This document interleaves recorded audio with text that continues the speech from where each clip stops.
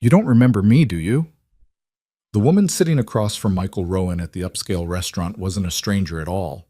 She was the ghost of a summer he had buried 28 years ago, and she had come to collect a debt he never knew he owed. A son. His son, 17 years old, raised without a father because his own family had decided Michael's future mattered more than the life growing inside a 16-year-old girl. In one sentence, everything Michael believed about himself shattered. If you want to witness how one blind date destroyed a man's past and rebuilt his future, stay with me until the end. Hit that like button and comment the city you're watching from. I want to see how far this story travels. The reservation was for 7:30, but Michael Rowan arrived at 7:15. He always arrived early. It was a habit forged through decades of corporate discipline, board meetings that started precisely on time, and a personal philosophy that lateness was a form of disrespect.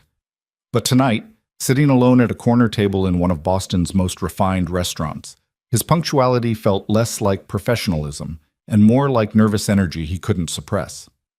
46 years old, chief financial officer of a Fortune 500 company, a man who commanded respect in conference rooms, who signed off on billion-dollar acquisitions without breaking a sweat, who had built a life of structure and success through sheer force of will. And yet here he sat, palms slightly damp, adjusting his tie for the third time in 5 minutes, wondering why he had agreed to this at all. A blind date. At his age. The concept felt almost absurd. Michael lifted his water glass and took a slow sip, scanning the restaurant's entrance without trying to look like he was scanning.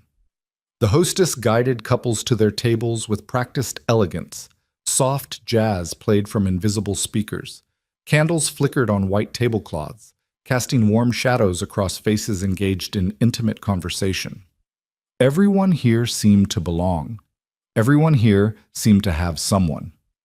He set the glass down and exhaled quietly. It had been Rebecca's idea, of course. His younger sister had been relentless for the past 2 years, insisting that his life couldn't consist solely of spreadsheets and soccer games. "You're not dead, Michael," she'd said during their last phone call, her voice carrying that familiar mix of affection and exasperation. "You're just acting like it." He hadn't argued. There was nothing to argue about. Since the divorce 8 years ago, Michael had channeled every ounce of his energy into two things: his career and his son. Caleb was 15 now, a sophomore in high school, with his father's analytical mind and his mother's stubborn streak. Raising him alone hadn't been a burden. It had been a purpose. A reason to get up every morning, a framework that gave shape to days that might otherwise have blurred into meaningless routine. But Caleb was growing up. He had his own friends now, his own interests, his own life that increasingly existed outside the walls of their home. And Michael, for the first time in years, had begun to feel the silence. Not loneliness, exactly. He was too practical for that word, too conditioned to view such feelings as indulgent. But something. An awareness of empty chairs at the dinner table, of weekends that stretched too long, of a future that looked exactly like the present, year after year, until he was too old to notice the difference. Rebecca had set up the dating profile without his permission. She'd shown it to him over brunch, beaming like she'd just solved a complex equation. "Her name is Elena," she'd said, sliding her phone across the table. "She's 44, divorced, works in social services. No kids. She seems grounded." Michael had looked at the photo on the screen. Dark hair, kind eyes, a smile that seemed genuine rather than posed. Nothing remarkable. Nothing that set off alarm bells. Just a woman who looked like she'd lived enough life to understand that perfection was a myth. "One date?" Rebecca had insisted. "Just one. If you hate it, I'll never bring it up again." He'd agreed because saying no required more energy than saying yes, because he was tired of his sister's worried glances, because some small buried part of him wondered if maybe, just maybe, there was something beyond the walls he'd built around himself. Now, sitting in this restaurant that was slightly too fancy for a first meeting, he questioned every decision that had led him here. What would they even talk about? His life was predictable, methodical, designed for efficiency rather than excitement. He went to work. He came home. He helped Caleb with homework, attended his baseball games, made sure the refrigerator was stocked and the bills were paid. On weekends, he read financial journals and occasionally watched football. He hadn't taken a vacation in 3 years. He couldn't remember the last time he'd done something purely for pleasure. What kind of partner could he possibly be to anyone? What did he have to offer beyond stability and presence? Michael checked his watch, 7:28, 2 minutes. He straightened his posture and reminded himself that this was just dinner. Just conversation. If it went poorly, he would shake her hand, wish her well, and return to his comfortable, controlled existence. Nothing would change. Nothing had to change. The restaurant's front door opened. Michael's gaze lifted automatically, tracking the movement the way he tracked everything, with quiet, analytical attention. A woman entered, speaking briefly with the hostess, and even from across the room, Michael felt something shift in his chest. She was dressed simply, a navy blue dress that fell just below her knees, modest heels, a small purse held close to her side. Her dark hair was pulled back loosely, and she wore minimal makeup, just enough to suggest she'd made an effort without trying too hard. Nothing about her appearance demanded attention. But her eyes. There was something in her eyes that made Michael's throat tighten, something he couldn't name. Not nervousness exactly, not anticipation, more like recognition, as if she was looking for someone she already knew. The hostess pointed toward his table. Michael stood, smoothing his jacket, and watched as Elena Moore crossed the restaurant toward him. Her stride was measured, unhurried. Her expression was calm, perhaps too calm for a first date. Most people fidgeted, laughed nervously, filled silence with small talk before they'd even sat down. Elena did none of these things. She stopped in front of him, and for a moment, neither of them spoke. She studied his face with an intensity that felt almost clinical, like she was cataloging his features, comparing them to something stored deep in her memory. "Michael," she said finally. Not a question, a confirmation. "Elena." He extended his hand. "It's nice to meet you." She hesitated for a fraction of a second before accepting the handshake. Her grip was firm, her palm cool against his. "Thank you for agreeing to this." They sat across from each other. A waiter appeared almost immediately, reciting specials and offering wine recommendations. Michael ordered a bottle of Pinot Noir without consulting the list, a default choice, something reliable, and Elena nodded her approval without comment. When the waiter left, silence settled between them. Michael cleared his throat. "So, Rebecca tells me you work in social services." "I do." Elena's voice was steady, measured. "I'm a case manager for a nonprofit in Cambridge. We help families navigate the foster care system." "That sounds meaningful." "It is." She picked up her water glass but didn't drink from it. "And you're in finance, I understand." "CFO at Hartwell Industries. We're in manufacturing, mostly. Industrial equipment." He paused, hearing how boring that sounded. "It's not glamorous, but it's stable." Elena's lips curved into something that wasn't quite a smile. "Stability has its own kind of glamour. Most people don't appreciate it until it's gone." Michael tilted his head slightly, studying her.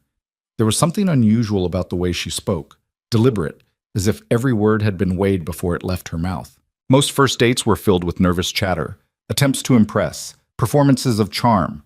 Elena seemed to have no interest in performing anything. "Rebecca mentioned you have a son," she said. "Caleb." "That's right. He's 15, starting sophomore year next month." "You're raising him alone?" "Since he was 7. His mother and I divorced when he was young. She moved to California, and Caleb wanted to stay in Boston." Michael shrugged, a gesture that had become automatic whenever this topic arose. "So I made it work." "That must have been difficult." "It was." He met her gaze directly. "But it was also the best thing that ever happened to me. Caleb's a good kid, smart, driven. He keeps me honest." Elena's expression flickered, just for an instant, so briefly that Michael almost missed it. Something crossed her features that looked like pain, or recognition, or both. "You sound like you love him very much," she said quietly. "More than anything." The wine arrived. The waiter poured with ceremonial precision, and Michael took the opportunity to study Elena more closely. She was attractive, certainly, the kind of beauty that grew more apparent the longer you looked. But there was something else beneath the surface, a weight she carried, a history written in the slight tension around her eyes, the careful way she held herself, as if bracing for impact. Can I ask you something personal? Michael said after the waiter departed. Of course. Why did you agree to this date? The profile Rebecca set up for me? It's not exactly compelling. Middle-aged single dad with a demanding job. Most women would see that as a red flag. Elena was quiet for a long moment. She turned the wine glass slowly between her fingers, watching the ruby liquid catch the candlelight. I didn't agree because of your profile, she said finally. I agreed because of your name. Michael frowned. My name? Michael Rowan. She said it slowly, deliberately, as if tasting each syllable. It's not a common name. When I saw it, I wanted to know if you were the same person. The same person as who? She didn't answer immediately. Instead, she lifted her glass and took a long, deliberate sip of wine. When she set it down, her hand was trembling slightly. Tell me about your life, Michael, she said. Not the surface things.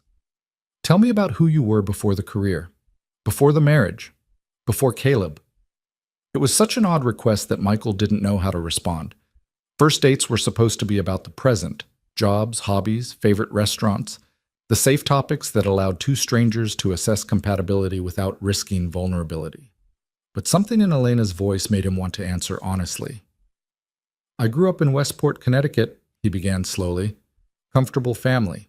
My father was an investment banker. My mother stayed home with us, me and Rebecca. We had everything we needed and most of what we wanted. Private schools, summer camps, the whole package. And then I went to prep school in Massachusetts, Exeter. I was 16 when I started, too young and too arrogant to appreciate what I had. He paused, a memory surfacing unbidden. I spent most of my time trying to prove I was smarter than everyone else. It was not my finest chapter. Elena's eyes never left his face. What about summers? Where did you spend those? Michael felt a strange prickle at the back of his neck. It was such a specific question, too specific. Different places, he said carefully. My parents had a house in Maine. Sometimes I'd go to programs, academic enrichment, that sort of thing. One summer I worked at a camp near Portland. A camp in Portland, Elena repeated. Her voice had changed, softer now, almost fragile. What year was that? I'm not sure. But even as he said it, Michael felt something stir in his memory. A flash of pine trees, lake water glinting in afternoon sun, laughter echoing across wooden docks. It would have been 1996, Elena said, late June through August, a leadership development camp for high school students. You were 17. Michael went very still. How do you know that? Elena set down her wine glass. Her hands were shaking openly now, and she pressed them flat against the tablecloth as if trying to anchor herself. Because I was there too, she said. I was 16, a scholarship kid from Worcester. I didn't belong there.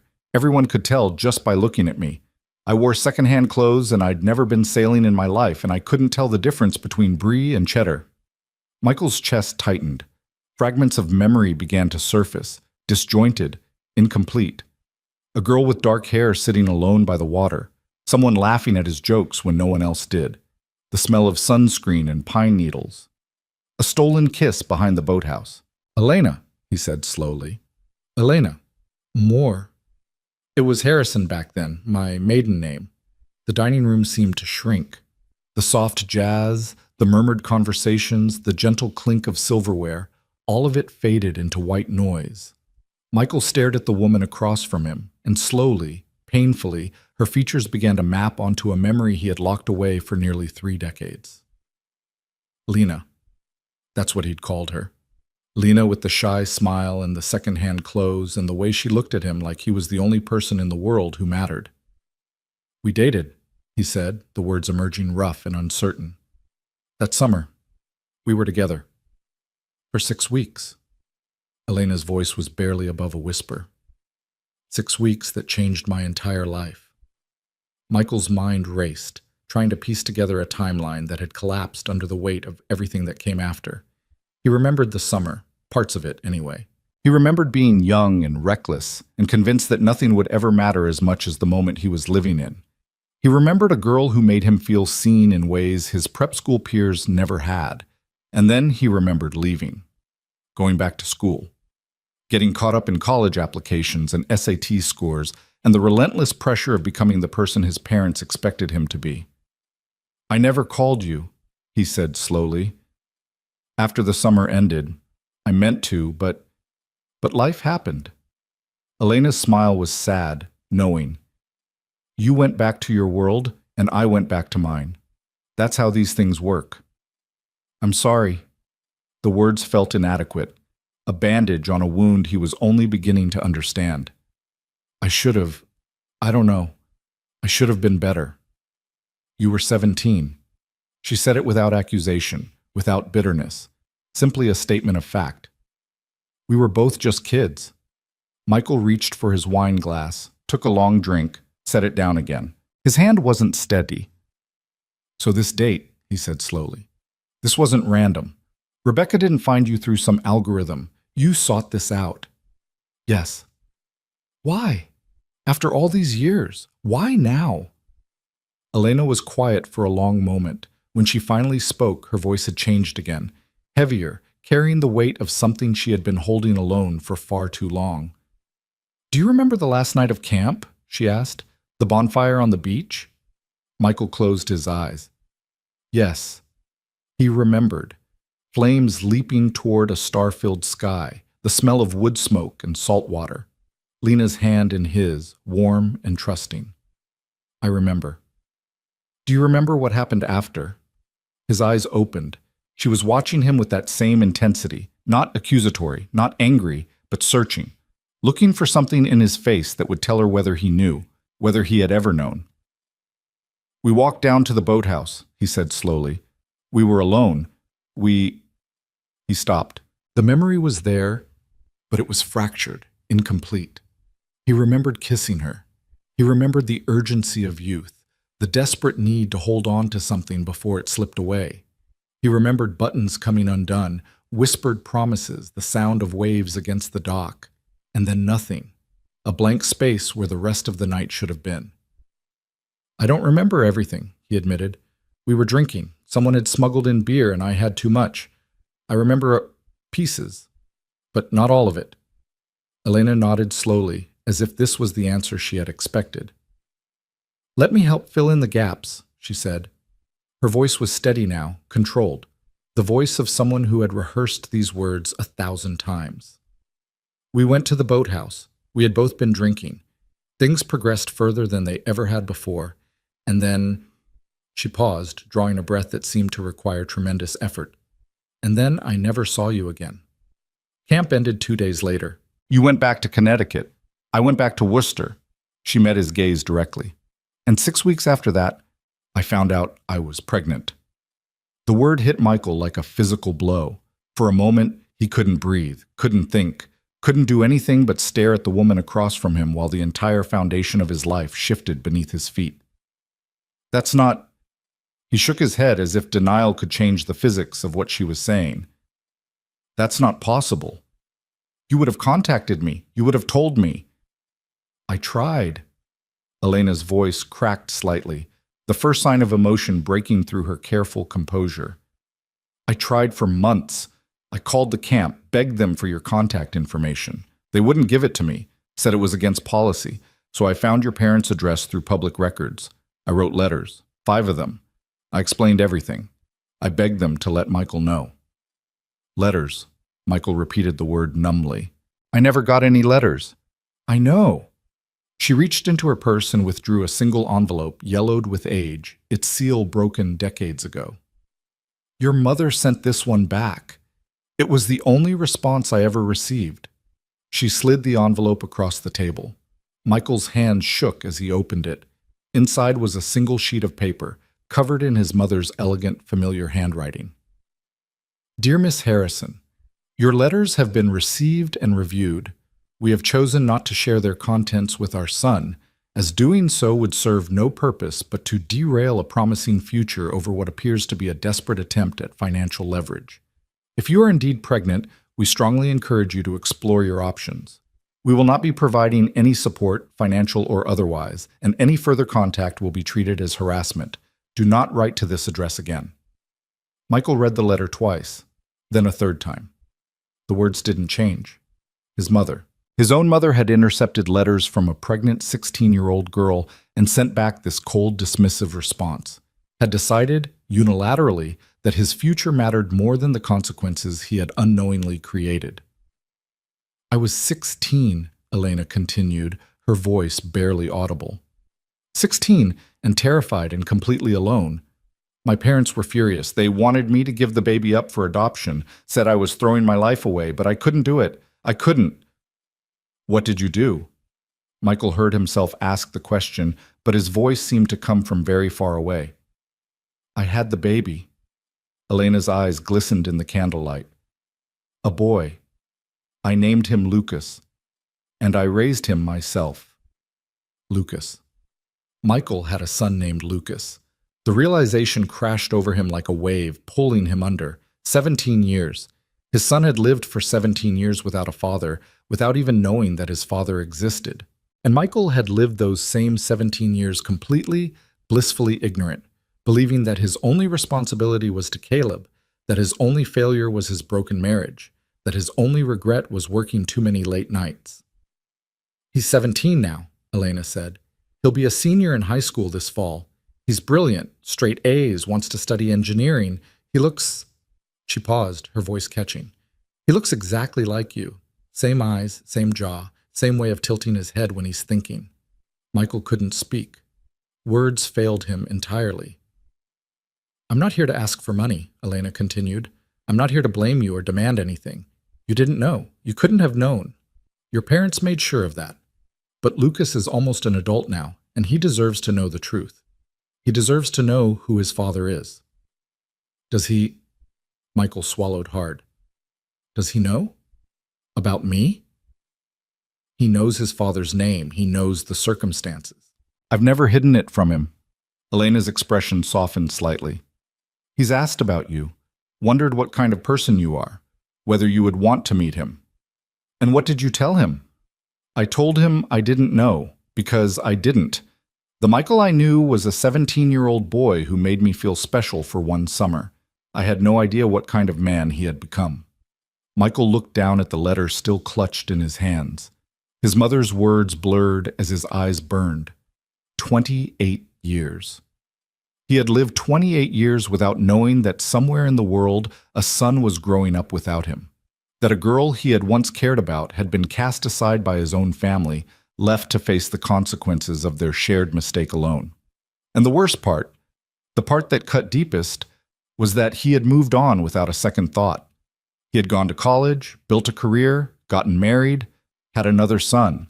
He had experienced every milestone of fatherhood with Caleb, while Lucas experienced those same milestones with no father at all. Michael's voice was rough, broken. I need to process this. I know. Elena reached across the table and, for a moment, rested her hand over his. Her touch was gentle, almost maternal. I didn't come here to ambush you. I came because Lucas deserves answers, and so do you. Take all the time you need. She stood, gathering her purse. Wait. Michael looked up at her. Where are you going? Home. She pulled a card from her bag and set it on the table. My number's on there. When you're ready to talk, if you're ready, call me. I won't pressure you. This has to be your choice. She turned to leave. Elena. She paused, looking back. I'm sorry. The words were wholly inadequate, but they were all he had. I'm so sorry. Something flickered in her expression. Not forgiveness, not yet, but perhaps the beginning of understanding. I know, she said softly. I believe you. And then she was gone, weaving through the tables, disappearing through the restaurant's front door, leaving Michael alone with a glass of untouched wine and a letter that had rewritten everything he thought he knew about himself. The drive home was a blur. Michael operated on autopilot, his hands steady on the wheel while his mind churned through the implications of what he'd learned. Every traffic light, every turn, every familiar landmark passed without registering. He was physically present in his car, but his consciousness had fractured, part of him still sitting in that restaurant, staring at Elena's empty chair, while another part traveled backward through time to a summer he had deliberately forgotten. Why had he forgotten? That question gnawed at him as he pulled into his driveway. It wasn't that the memories didn't exist, they were there, buried beneath layers of time and deliberate neglect. But he had never tried to recover them, never wondered what had become of the girl he'd left behind, never considered, even once, that their brief connection might have had consequences that extended beyond a few stolen weeks. Because it was easier not to think about it. Because moving forward required leaving certain things behind. Because the life his parents had planned for him had no room for complications. And a pregnant girlfriend from the wrong side of the tracks was the very definition of a complication. Michael sat in the car for a long time, the engine off, the house dark except for the glow of Caleb's bedroom window on the second floor. His son was still awake, probably gaming with friends or scrolling through social media, blissfully unaware that his father's entire world had just collapsed. His son. One of two sons, it turned out. The house was quiet when Michael finally went inside. He loosened his tie, poured himself a whiskey, and sat down heavily in the leather chair in his study. The room was lined with bookshelves, decorated with corporate awards and framed photographs. A picture of Caleb at last year's baseball championship. A snapshot from a family vacation to Colorado. His diploma from Wharton, gilded and proud. The trappings of success. The evidence of a life well lived. But what kind of life had Lucas lived? What walls had surrounded him? What photographs decorated his home? Michael pulled out his phone and stared at Elena's card. Her handwriting was neat, precise, the penmanship of someone who took care with details. A phone number, an email address. Nothing else. He could call her right now, demand more information, arrange a meeting with Lucas immediately. But what would he say? What words existed for a situation like this? Hi, I'm your father. Sorry I missed the first 17 years. The whiskey burned going down. Michael poured another. Footsteps creaked on the stairs, and a moment later Caleb appeared in the doorway. 15 years old, already taller than his father, with the same dark hair and the same stubborn set to his jaw. Hey! Caleb leaned against the frame, his expression curious. Thought I heard you come in. How was the date? Michael looked at his son, his known son, his present son, and felt something crack in his chest. It was complicated. Complicated good or complicated bad? I don't know yet. Caleb studied him for a moment, reading the tension in his posture, the glass in his hand, the shadows under his eyes. You okay, Dad? No, Michael thought. I don't think I'll ever be okay again. But he couldn't say that, not yet. Not until he understood what all of this meant. I'm fine, he said instead. Just tired. Long day. Caleb didn't look convinced, but he was wise enough not to push. Okay. Well, I'm heading to bed. Early practice tomorrow. Right, the baseball conditioning. Yeah. Caleb turned to go, then paused. Hey, Dad? Yeah? Whatever's going on, you'll figure it out. You always do. The words were meant to be comforting, but they landed like a blow. Michael had spent his entire adult life projecting competence, solving problems, maintaining control. His son believed in him because he had never seen him fail. But this wasn't a problem that could be solved with spreadsheets and strategic planning. This was a human being, a child who had grown up without a father because Michael's own parents had decided that appearances mattered more than accountability. Thanks, buddy, Michael managed. Good night. When Caleb's footsteps faded up the stairs, Michael reached for his phone again. But instead of dialing Elena's number, he pulled up a search engine and typed 2 words. Lucas Harrison. The results were immediate. A Facebook profile with privacy settings engaged. A LinkedIn page. Too young for that, really, but apparently ambitious. A local newspaper article from 2 years ago about a high school robotics competition in Cambridge. And a photo. Michael enlarged the image, his heart pounding. A young man stood holding a trophy, grinning at the camera, surrounded by teammates in matching shirts. Dark hair, angular features, eyes that were almost exactly the same shade of brown as the ones Michael saw in the mirror every morning. Elena was right. The resemblance was unmistakable. This was his son, his other son, the one he had never known existed. Michael stared at the photo until his vision blurred, until the young man's face became a canvas for every regret he had never allowed himself to feel. 17 years of birthdays, first days of school, little league games and science fairs and moments that could never be recovered. All of it lost. All of it stolen. Not by Elena, not by circumstance, but by his own family's calculated cruelty. His mother was dead now, had been for 3 years. Cancer took her quickly, before Michael had a chance to ask questions he hadn't known he needed to ask. His father was in a nursing home in Connecticut, his mind fading with dementia, no longer capable of explaining the decisions that had shaped so many lives. There would be no reckoning with them. No confrontation, no confession, no opportunity for the kind of closure that only comes from hearing the truth from the source. All Michael had was the letter. His mother's elegant handwriting, dismissing a pregnant teenager like she was nothing more than an inconvenient footnote. He read it again and again and again. What appears to be a desperate attempt at financial leverage.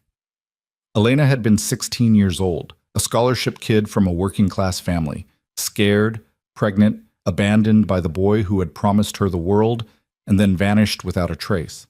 And his mother had called it leverage. Michael's grip tightened on the glass until his knuckles went white. He wanted to throw it against the wall, to watch it shatter into 1,000 pieces, to let the rage he was feeling find some physical outlet. But he didn't. Because he was Michael Rowan, and Michael Rowan controlled his emotions. Michael Rowan maintained composure. Michael Rowan solved problems through logic and strategy, not through destruction. Except this wasn't a problem. This was a person. 2 people, actually, Elena and Lucas, whose lives had been permanently altered by choices Michael hadn't even known were being made on his behalf. How do you fix something like that? How do you atone for sins you didn't commit, but benefited from nonetheless? The whiskey was gone. Michael poured a 3rd glass, then stopped himself. Drinking wouldn't solve anything. It would only delay the inevitable reckoning. He set the glass aside and reached for his phone one more time. Not to call Elena, not yet. Instead, he dialed his sister. Rebecca answered on the 2nd ring, her voice groggy with sleep. "Michael, it's almost midnight. What's wrong?" "I need you to tell me something," Michael said. "And I need you to be completely honest." "Okay." She sounded confused, wary. "What is it?" "That summer I worked at the camp in Maine. When I was 17, did Mom and Dad ever mention anything about it afterward? Anything about a girl I met there?" Silence on the other end of the line. A silence that stretched too long. "Rebecca, why are you asking about this?" Her voice had changed, higher, tighter, the voice of someone who knew more than she wanted to admit. "Because I just had dinner with her, and she told me something I should have known 28 years ago." More silence, then quietly. "Oh, Michael, you knew." It wasn't a question. "You knew there were letters. You knew about Elena." "I didn't know everything. I was only 14. Mom and Dad didn't include me in their discussions. But I remember overhearing something. Mom was upset about letters she'd received. Dad said they'd take care of it, that it was nothing for me to worry about." Rebecca's voice cracked. "I asked once, years later, what it had been about. Mom just said it was a misunderstanding from your past that had been handled." "Handled?" Michael laughed bitterly. "She told a pregnant 16-year-old that any further contact would be treated as harassment. That's how she handled it." "Michael, I'm so sorry. I had no idea it was something this serious. If I had known, you would have done what? We were kids, and Mom and Dad were—" He stopped, trying to find words that wouldn't sound like excuses. "They were protecting me. That's how they would have seen it, protecting their investment. That doesn't make it right. No, it doesn't." Rebecca was quiet for a moment. When she spoke again, her voice was gentle. "What are you going to do?" It was the question Michael had been avoiding all night, the question that had no easy answer. "I don't know," he admitted.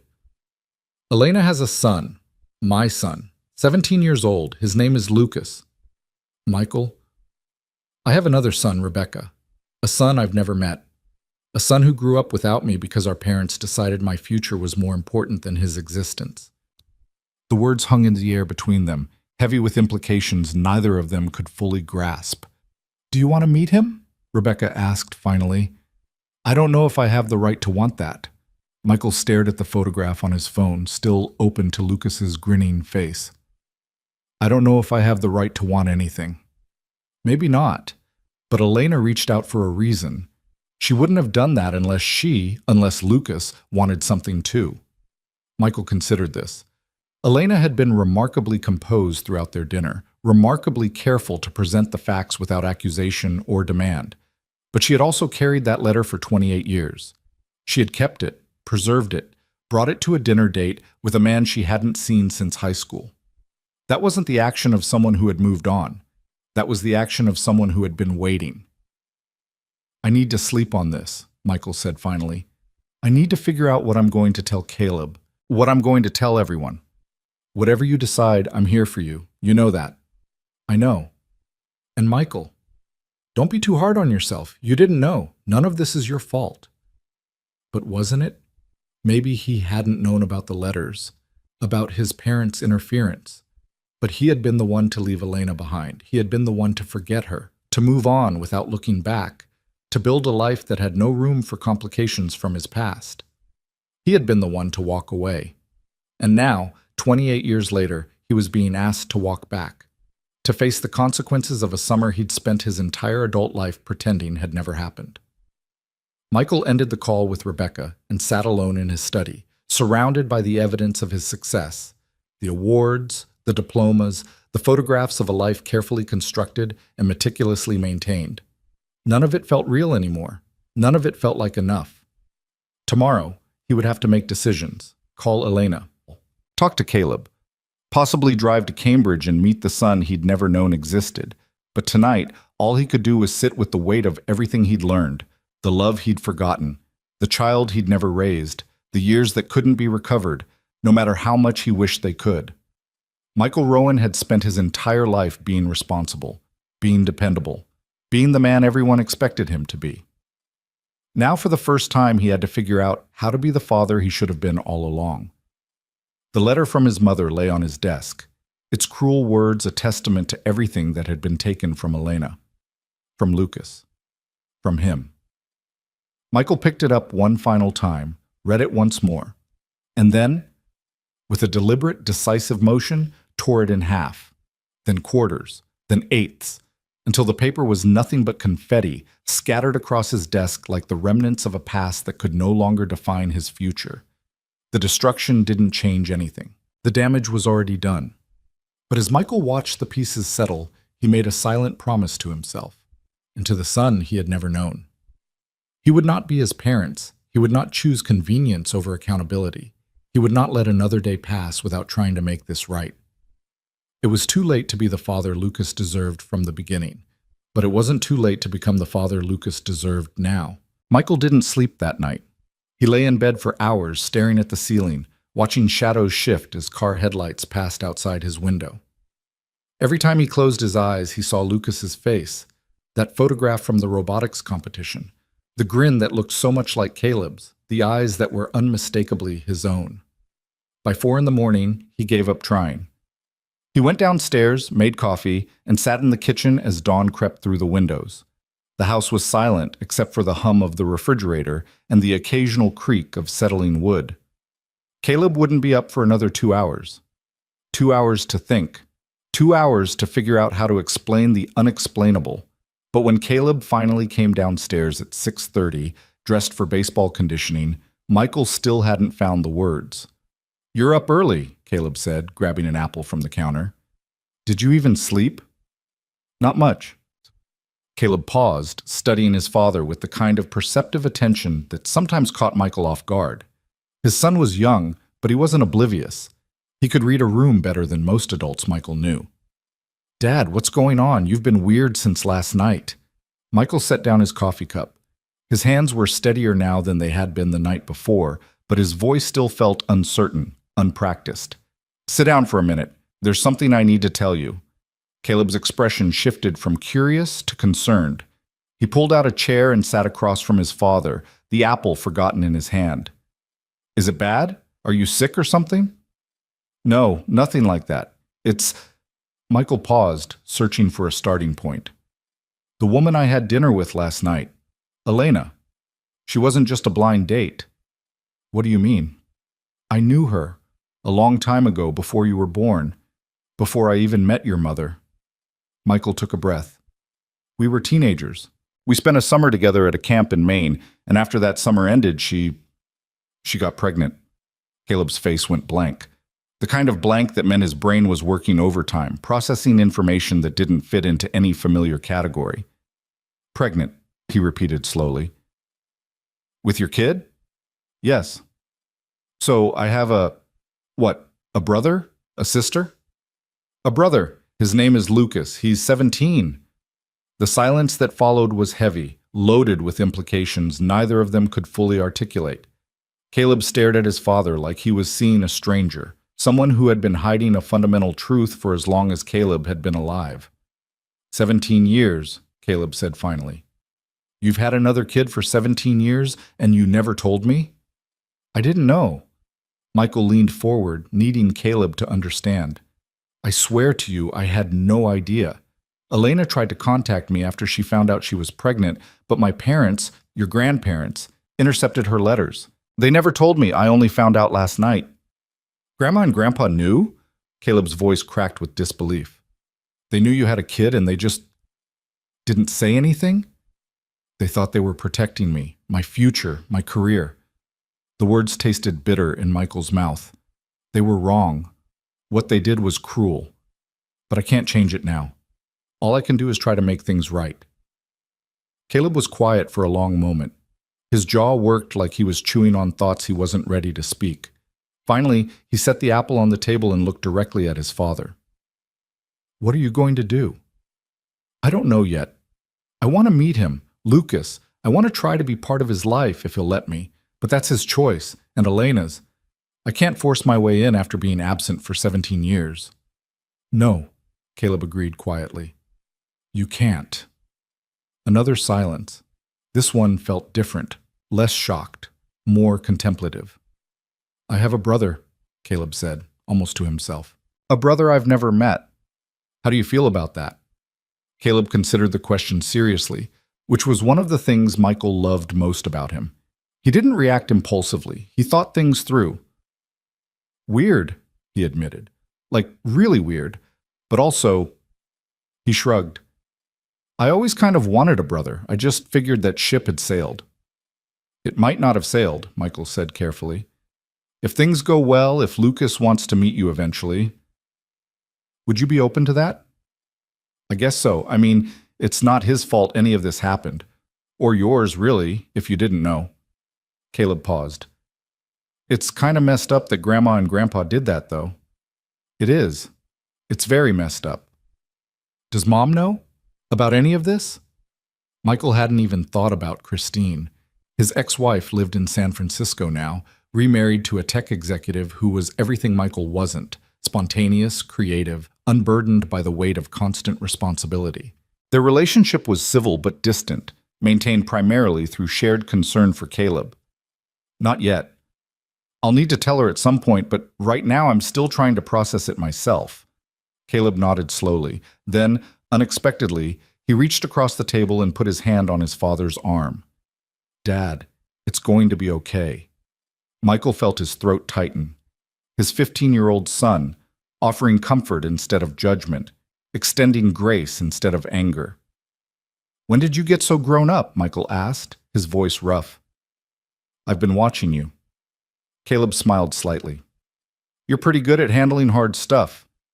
I figured I should learn how. The words hit Michael harder than he expected. All these years of trying to model responsibility, trying to show Caleb what it meant to be a man who faced his problems head on. And apparently, some of it had actually landed. I need to be better, Michael said quietly. For Lucas. For you. For everyone I've let down without even knowing it. You will be. Caleb squeezed his arm once, then stood up. I should go. Coach gets pissed if we're late. Right, yeah, go ahead. Caleb grabbed his bag from the hallway, then paused at the kitchen door. Hey, Dad? Yeah? When you meet him, Lucas, I mean, tell him I said hi, or whatever. You know what I mean. Michael nodded, not trusting his voice. And then Caleb was gone, the front door closing behind him, leaving Michael alone with the magnitude of what lay ahead.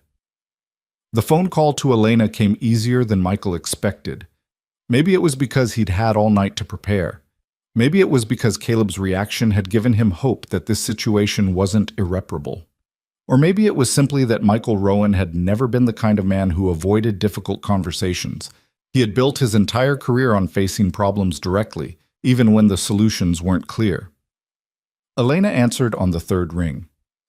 Michael. Her voice was calm, unsurprised. I wondered if you'd call this soon. I couldn't sleep. I've been thinking about everything you told me. I imagine you have. I want to meet him. The words came out more forcefully than Michael intended. Lucas, I want to meet him, if he's willing, if you think it's appropriate. Elena was quiet for a moment. When she spoke again, her voice carried a weight that Michael recognized, the weight of a parent trying to protect her child while also giving him room to make his own choices. I talked to Lucas last night, after I got home from the restaurant. I told him about you. What did he say? He said a lot of things. Some of them weren't very kind. Michael's chest tightened. I understand. Do you? Because Lucas has spent 17 years wondering why his father never tried to find him, wondering if he was wanted, wondering what he did wrong. Elena's voice hardened slightly. I explained about the letters, about your parents' interference, but that doesn't erase the hurt. It doesn't undo 17 years of absence. I know it doesn't, and I'm not expecting forgiveness. I'm not expecting anything. I need him to know that I didn't abandon him on purpose, that I would have been there if I'd known. Would you have? The question caught Michael off guard. He opened his mouth to say yes, of course, automatically, but then stopped himself. Because the honest answer was more complicated than that. Would he have, at 17?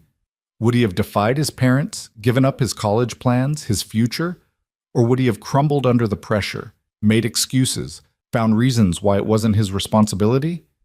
He wanted to believe he would have done the right thing, but he couldn't be certain, and he owed Elena more than comfortable lies. I don't know, he admitted. I'd like to think I would have stepped up.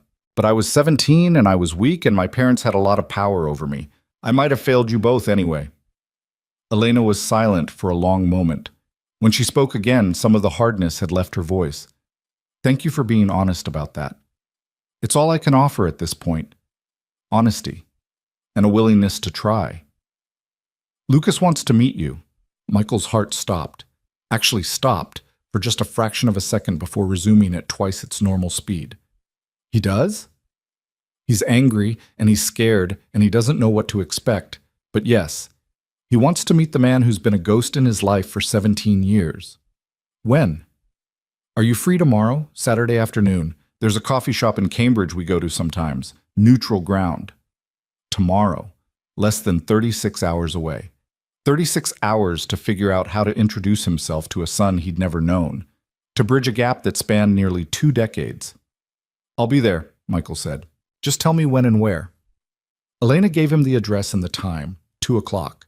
Then, just before she hung up, she added something that stayed with Michael for the rest of the day. Don't try too hard. Lucas can smell insincerity from a mile away. Just be yourself. That's all any of us can do. The coffee shop was called The Broken Mug, a deliberately ironic name for a place that served perfect lattes in hand-thrown ceramic cups. Michael arrived 20 minutes early. His punctuality felt less like a habit now and more like desperation, and chose a table near the back where he could see the door without being immediately visible to anyone entering. He ordered black coffee, the simplest thing on the menu, and wrapped his hands around the warm cup without drinking. His palms were sweating despite the air conditioning. His stomach churned with a nervousness he hadn't felt since... He couldn't remember when. His first day as CFO, maybe? His wedding day. The day Caleb was born. The day Caleb was born. Michael remembered that moment with crystalline clarity, the hospital room, Christine's exhausted smile, the tiny bundle of blankets placed in his arms. He remembered the overwhelming flood of love and terror, the instant recognition that his life would never be the same. Lucas had been born somewhere too, in a hospital room Michael had never seen, surrounded by people who weren't him. Elena would have been alone, probably. Scared, certainly. 16 years old and facing a future she hadn't planned. And Michael had been, what? In college by then. Partying with fraternity brothers, pursuing girls who looked nothing like the shy scholarship student from Worcester, building a life that had no room for consequences. The door opened. Michael's gaze snapped up, his heart hammering against his ribs. A couple in their 30s entered, holding hands, absorbed in each other. Not them. He exhaled slowly, trying to calm his racing pulse.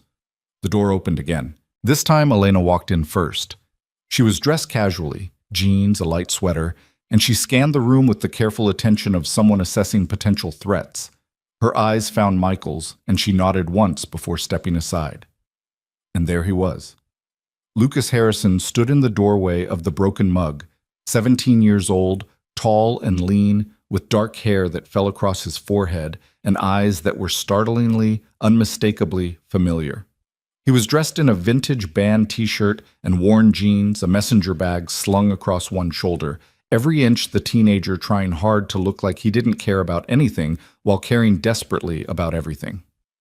For a moment, neither of them moved. They just stared at each other, father and son, stranger and stranger, while the coffee shop hummed with the oblivious chatter of people whose lives hadn't just collided with the past. Then Elena touched Lucas's elbow gently, and he started forward. Michael stood. He didn't know whether to extend his hand, to step toward his son, to speak first. Every instinct he had honed over decades of professional interactions felt suddenly useless. This wasn't a business meeting. This wasn't a negotiation. This was the most important moment of his life, and he had no script to follow. Lucas stopped a few feet away. Up close, the resemblance was even more striking. The same jaw, the same cheekbones, the same way of holding tension in his shoulders. But there were differences too. Elena's mouth, Elena's nose, traces of a woman Michael had once known and then forgotten. So, Lucas said. His voice was deeper than Michael expected, steadier than his eyes suggested. You're him. I'm him. Michael's own voice felt rusty, inadequate. I'm Michael. You're... He couldn't finish the sentence. The word father felt presumptuous, unearned. My biological father. Lucas supplied the term with clinical precision. The guy who bailed before I was born. Lucas. Elena's voice carried a gentle warning. No, it's okay. Michael met his son's gaze directly. He has every right to be angry. If I were in his position, I'd be furious. Something flickered in Lucas's expression, surprise maybe, at not being argued with. He glanced at his mother, then back at Michael. You really didn't know? About me? I really didn't know. I found out 2 days ago, at that dinner with your mother. Until then, I had no idea you existed. And the letters, the ones my mom sent? My parents intercepted them. I never saw them. I never knew she tried to reach me. Michael felt the familiar surge of anger at his mother, his father, the elaborate machinery of privilege that had protected him from accountability for nearly 3 decades. What they did was unforgivable. I'm not making excuses for them. There are no excuses. But I need you to know that it wasn't my choice. If I had known, I would have... He stopped, because what would he have done? He'd already admitted to Elena that he wasn't sure, and Lucas deserved the same honesty. I'd like to say I would have been there, Michael continued quietly, but I was 17 and I was selfish, and I might have made the wrong choice even if I'd known. I can't promise you a better past. All I can promise is that I'm here now, and I want to try. Lucas stared at him for a long moment. His jaw worked the same way Caleb's did when he was processing something difficult. Mom said you have another kid. A son. Caleb, he's 15. So I have a half-brother I've never met. Yes, he knows about you now. I told him yesterday morning. What did he say? Michael almost smiled, remembering Caleb's response. He said he always kind of wanted a brother, and that it wasn't your fault any of this happened. Lucas blinked, caught off guard by the answer. For a moment, he looked less like an angry teenager and more like what he actually was, a kid dealing with something too big for anyone to handle gracefully. Can we sit down? Elena suggested gently. This feels very intense for a doorway conversation.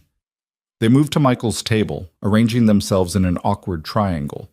Michael on one side, Elena and Lucas on the other. A waiter appeared, took orders, disappeared. The mundane ritual of coffee shop service provided a brief respite from the weight of everything unsaid. "Tell me about yourself," Michael said finally. "Not the version you put on college applications. The real version." Lucas seemed thrown by the request. "What do you want to know?" "Anything, everything. I've missed 17 years. I have a lot of catching up to do."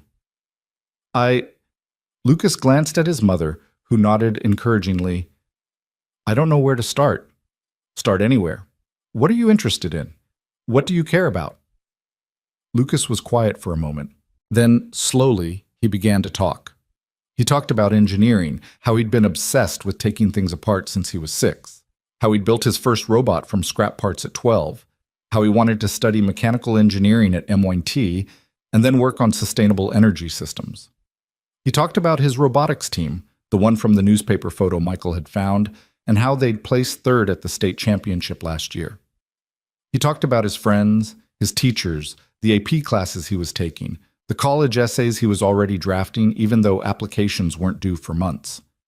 As he spoke, his defensiveness gradually softened. The anger was still there. Michael could see it beneath the surface, a current that would take more than one conversation to address. But so was something else.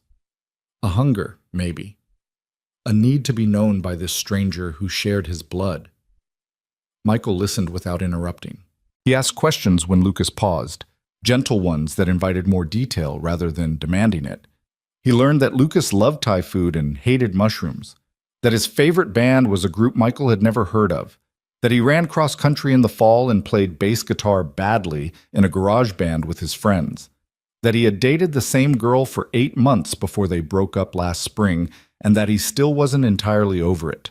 Small details, ordinary details, the kind of things a father should have known all along. "What about you?" Lucas asked eventually. The question sounded almost reluctant, like he wasn't sure he wanted the answer. "What do you want to know?" "I don't know. What's your life like? Besides the obvious stuff, the job, the other kid." Michael considered the question carefully. He could give the polished version, the one he presented at company events and investor meetings, or he could offer something real. "I work too much," he said. "That's the honest answer. My job is demanding, and I've always been the kind of person who throws himself into whatever he's doing. It's been good for my career, but not always good for the people around me." "Is that why you and Caleb's mom got divorced?" "Partly. We were also just incompatible in ways that took us years to admit. She wanted adventure and spontaneity. I wanted structure and security. Neither of us was wrong, but we couldn't find a middle ground." "Do you regret it, the divorce?" "I regret the pain it caused, Caleb, but the marriage itself..." Michael shook his head. "Some things aren't meant to last. The important thing is that we both stayed committed to being good parents, even when we couldn't be good spouses." Lucas absorbed this silently. Then, almost despite himself, he asked another question, and another, and another. For 2 hours, they sat in that coffee shop, 3 people bound by biology and circumstance, slowly building something that might someday resemble a connection. It wasn't easy. There were awkward silences, moments when Lucas's anger flared and then retreated, instances where Michael said the wrong thing and had to backtrack. But it was a beginning. When they finally stood to leave, the afternoon sun was slanting through the windows, and the coffee shop crowd had turned over twice. Lucas stood apart from Michael, his hands shoved in his pockets, his expression unreadable. "So what happens now?" he asked. "Whatever you want to happen. I'm not going to push myself into your life. But if you want to see me again, if you want to try to build some kind of relationship, I'm here. I'll make time. As much time as you need." Lucas nodded slowly. "I'll think about it. That's all I ask." They stood there for a moment longer, 2 strangers who were also family, neither knowing quite how to end this conversation that had changed everything. Then Lucas did something unexpected. He stepped forward and extended his hand. Michael took it. His son's grip was firm, deliberate. The handshake of someone who had learned that first impressions mattered, that strength could be communicated through small gestures. Thanks for showing up, Lucas said quietly, even though you didn't have to. I had to. I just didn't know it until now. Something shifted in Lucas's expression. Not forgiveness, not yet, but perhaps the first crack in the wall he'd built around himself. He released Michael's hand, glanced at his mother, and walked out of the coffee shop without looking back. Elena lingered a moment longer. That went better than I expected, she said. Did it? Michael wasn't sure what he'd expected, but his emotions were so tangled that he couldn't separate relief from anxiety, hope from grief. He talked to you, he asked questions, he shook your hand. Elena almost smiled. Trust me, that's progress. What happens now? Now we wait. Lucas needs time to process. He spent his whole life with a story about his absent father, and that story just got a lot more complicated. She paused. But I think he wants to know you. I think he's wanted that for a long time, even if he'd never admit it. And what about you? How are you feeling about all this? Elena considered the question seriously. I'm tired. I've been carrying this for almost 30 years, and sharing the weight is disorienting, but also a relief. She met his gaze. I didn't come back to punish you, Michael. I came back because Lucas deserved to know his father. And maybe I needed to know that you weren't the villain I sometimes imagined you to be. Am I? A villain? No? She shook her head slowly. You're just a person who got caught up in something bigger than he understood. Like all of us. She gathered her purse and moved toward the door, then paused. Give him time. Show up when he asks. Don't try to buy his affection or overwhelm him with attention. Just be present, consistently, reliably. Her voice softened. That's what he's always needed. Someone who would just be there. Michael watched her leave, his mind spinning with everything that had happened. 2 days ago, he had been a single father of one, a man whose past was neatly compartmentalized, whose future was predictable. Now everything had changed.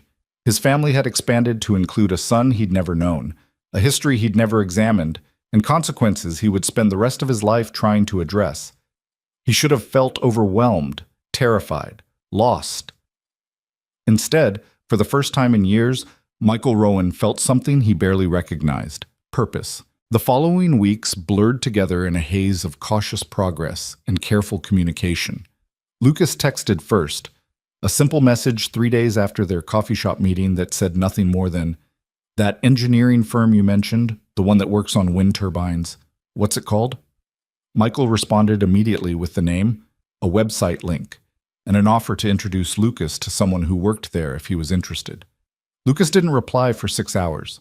When he did, it was just, "Thanks. I'll check it out." It wasn't much, but it was contact. It was a door left open rather than slammed shut. They met again the following weekend, this time without Elena. Just the two of them at a diner near Lucas's high school, sharing pancakes and conversation that was still stilted but no longer actively hostile. Lucas talked about his college plans, his frustrations with standardized testing, his doubts about whether engineering was really what he wanted, or just what he'd always assumed he should want. Michael listened, asked questions, shared his own doubts about the career path he'd chosen decades ago. "Do you regret it?" Lucas asked. "Going into finance?" "Sometimes. I'm good at it, and it's provided well for my family, but there are days when I wonder what would have happened if I'd followed my actual interests instead of my parents' expectations." "What were your actual interests?" "Architecture, believe it or not. I used to sketch buildings constantly in high school, but my father convinced me there was no money in it unless you were exceptional, and I wasn't brave enough to try being exceptional." Lucas was quiet for a moment. "That's kind of sad." "It is. But it's also why I'm telling you, don't let anyone talk you out of what you actually want. Not me, not your mother, not anyone. You're smart enough to succeed at whatever you choose. Make sure it's something that matters to you." Something shifted in Lucas's expression then. Not quite warmth, but something close. "You're not what I expected," he admitted. "What did you expect?" "I don't know. Someone more," he waved vaguely. "Defensive, maybe. Someone who would make excuses or try to justify what happened." "What good would excuses do? The facts are the facts. I wasn't there when you needed a father. Whether it was my fault or my parents' fault or just circumstance, the result was the same for you. You grew up without me. Nothing I say can change that. No, it can't. Lucas pushed a piece of pancake around his plate. But at least you're not pretending it didn't matter. The conversation moved on, lighter topics surfacing between the heavy ones. Movies, music, the relative merits of different pizza places in Cambridge. Normal things. Father and son things. The kind of small talk that builds intimacy through accumulation rather than revelation. By the time they parted ways, something had shifted. Not dramatically. The wall between them was still there, still substantial, but a few more bricks had come loose. Progress. Painful, incremental, uncertain progress. 3 weeks after their first meeting, Michael invited Lucas to dinner at his house. It was a risk. Caleb would be there. The first time the two brothers would meet face to face. Elena had expressed cautious approval when Michael proposed the idea, but she'd also warned him that Lucas was nervous. He's curious about Caleb, she said, but he's also scared of being compared, of not measuring up. Measure up to what? To the son you actually raised, the one you chose to keep. The words landed like a blow. Michael hadn't thought of it that way, hadn't considered that Lucas might see Caleb as evidence of what he'd been denied. That's not how I think of it. I know, but it's how Lucas thinks of it, at least sometimes. Michael spent the day before the dinner in a state of controlled anxiety, cleaning the house 3 times, changing the menu twice, and rehearsing conversations that would never happen the way he imagined them. Caleb watched these preparations with amusement that was tinged with his own nervousness. Dad, relax. You're acting like we're hosting royalty. This is important. I know it's important, but you're going to give yourself a heart attack before he even gets here. Michael forced himself to stop rearranging the living room pillows. How are you feeling about this? Caleb shrugged, but the casualness was forced. Weird, nervous, kind of excited, actually. He paused. Is that okay? To be excited? Of course it's okay. It's just, I've always been an only child, and now suddenly I'm not. It's a lot to wrap my head around. For all of us.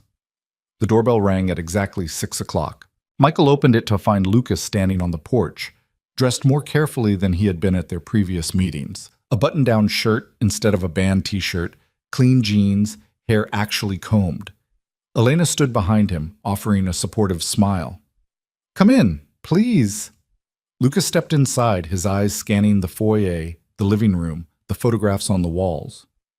Michael watched him take in the evidence of a life he hadn't been part of. Pictures of Caleb's birthdays, family vacations, holiday gatherings, the visual proof of 17 years of absence. Then Caleb appeared in the living room doorway, and both boys froze. For a long moment, they just looked at each other. Half-brothers, strangers, connected by a father they were only beginning to share. Michael held his breath, unsure what to say, unwilling to interfere with whatever was happening between them. It was Caleb who spoke first. So, he said, with a nervous grin that looked exactly like his father's. I hear you're good at robots. Lucas blinked, caught off guard by the directness. Then slowly, one corner of his mouth lifted. I hear you're good at baseball. Not as good as I'd like to be. Same with the robots, actually. They stood there for another moment, sizing each other up. Then Caleb stepped forward and extended his hand. I'm Caleb. It's weird to meet you. Lucas shook it. I'm Lucas. It's weird to be here. Want to see my room? I have a PS5 we can play while the adults do adult stuff. Yeah, okay. And just like that, they disappeared up the stairs together, leaving Michael and Elena standing in the foyer, listening to their footsteps fade. Well, Elena said softly, that went better than I expected. Michael nodded, not trusting his voice. Something was building in his chest. Relief, hope, grief for all the moments like this one that had never happened. And he was afraid that if he spoke, it would all come pouring out. Elena seemed to understand. She touched his arm gently, a gesture of solidarity between two people who were only beginning to figure out what they were to each other. One step at a time, she said. That's all any of us can do. Dinner was awkward at first. Stilted conversation, careful questions, silences that stretched just a beat too long. But as the meal progressed, something loosened. Caleb told a story about a baseball game that had gone spectacularly wrong, and Lucas laughed, actually laughed, a sound Michael realized he had never heard before. Lucas talked about his robotics team, explaining a technical problem they were trying to solve, and Caleb listened with genuine interest even though he clearly didn't understand half the terminology. Elena shared memories from her work, families she had helped reunite, happy endings that made the difficult cases worthwhile. And Michael watched all of it, marveling at the strange, improbable family taking shape around his dinner table. It wasn't perfect. There were moments of tension, reminders of everything that still needed to be healed. At one point, Lucas made a reference to growing up without a dad, and the room went silent until Elena smoothly changed the subject. Later, Caleb accidentally said "my family" in a way that seemed to exclude Lucas, and had to awkwardly backtrack. But imperfect was okay. Imperfect was real. Imperfect meant they were actually trying, actually building something, rather than performing a fantasy of instant connection.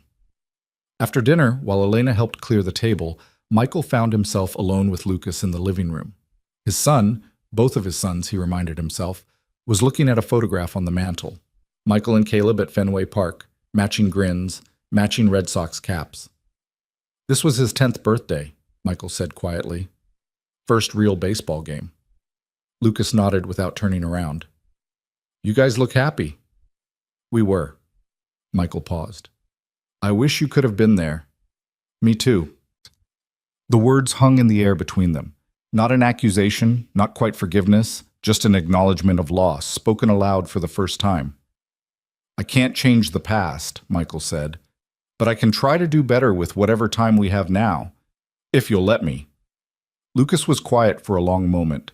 When he finally turned around, his expression was unreadable. I'll let you, he said, but it's going to take time. I know. And you have to be patient. I'm not going to magically start feeling like you're my dad just because we share DNA. I understand. Do you? Lucas's voice hardened slightly.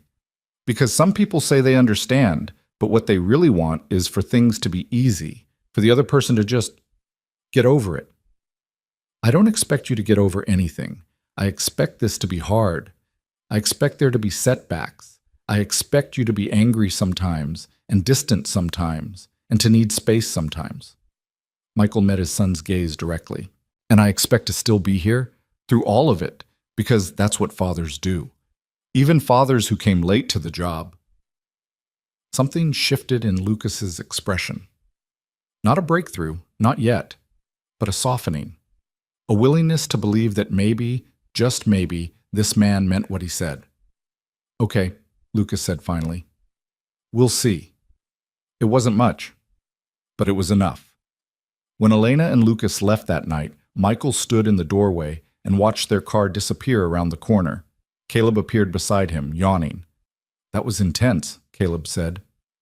It was. Lucas is pretty cool, though. We're going to play online together next weekend. Michael felt something warm spread through his chest. Really? Yeah, he's really good at strategy games, like terrifyingly good. He destroyed me at Civilization. I'm glad you two connected. Caleb shrugged, but there was a pleased expression beneath his studied casualness. He's my brother. We should probably know each other. My brother. The word sounded natural coming from Caleb's mouth, like it was the most obvious thing in the world. Go get some sleep, Michael said. Early practice tomorrow. Yeah. Caleb headed for the stairs, then paused. Hey, Dad? Yeah? I think you're doing a good thing. With Lucas, I mean. It can't be easy, but I think it's the right thing. Michael nodded, his throat tight. Thanks, buddy. Good night. Good night. Michael closed the front door and leaned against it, exhaling slowly. The house was quiet now, but it felt different than it had before. Fuller, somehow, more complete. He had a long way to go.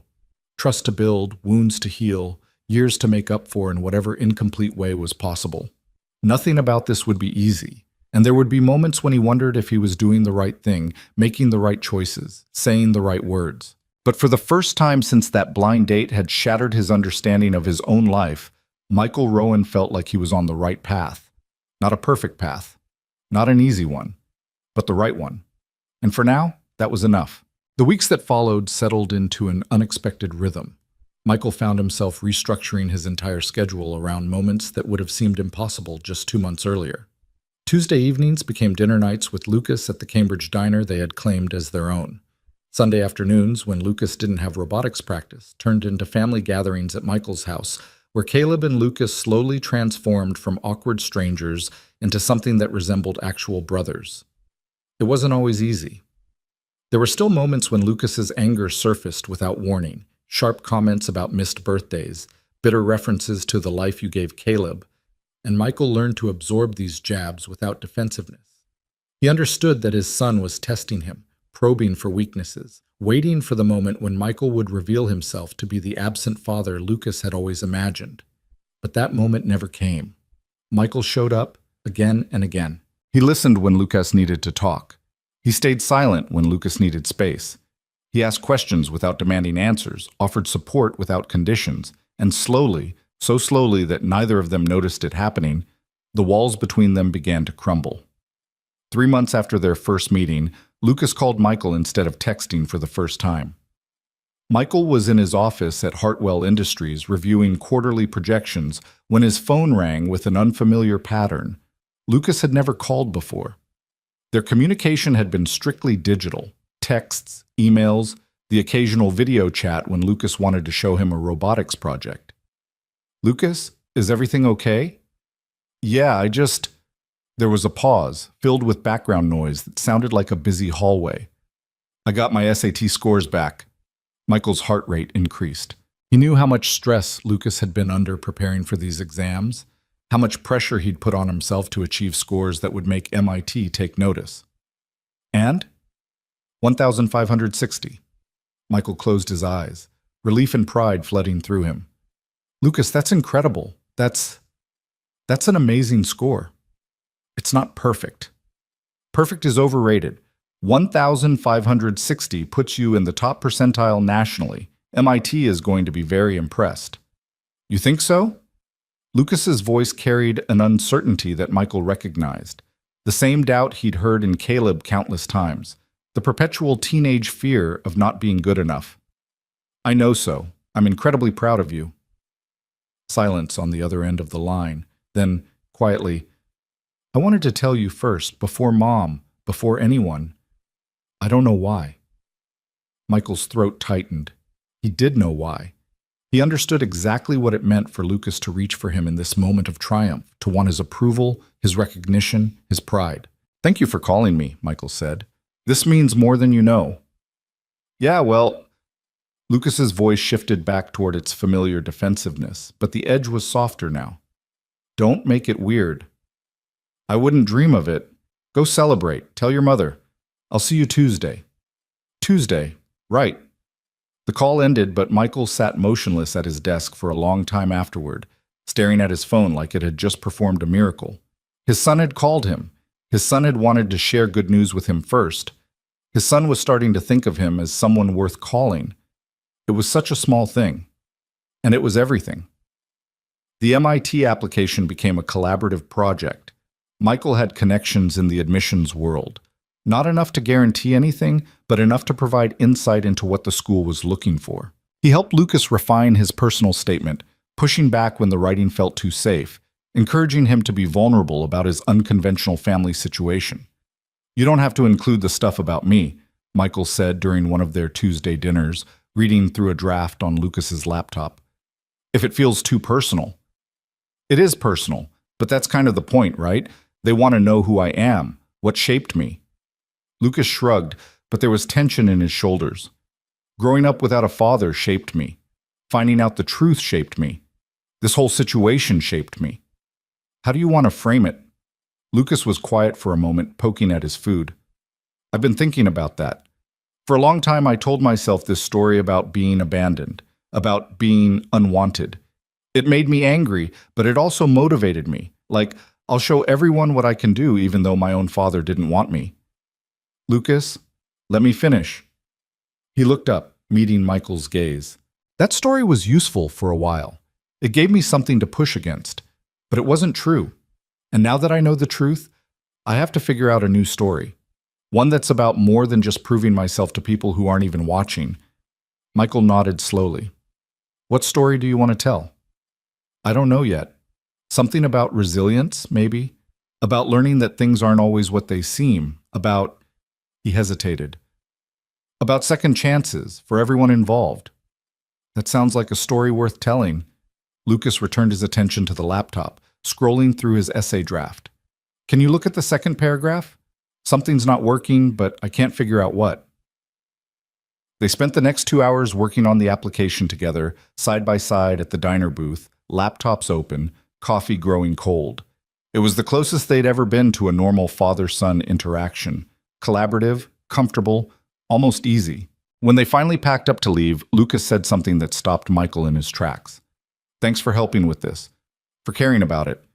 Of course, your future matters to me. I know. Lucas slung his bag over his shoulder, avoiding eye contact. That's what I mean. You actually care. It's different from what I expected. Different how? I spent years imagining what you'd be like if you ever showed up. In my head, you were either a villain who'd abandoned me on purpose, or some perfect dad who'd sweep in and make everything better. Lucas finally looked at him. You're neither. You're just a person, trying to figure things out like everyone else. Is that disappointing? No. A small smile crossed Lucas's face, the first genuine smile Michael had seen from him. It's actually kind of a relief.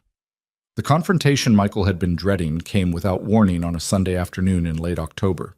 He was in his study, reviewing documents for a Monday meeting, when his phone rang with Rebecca's number.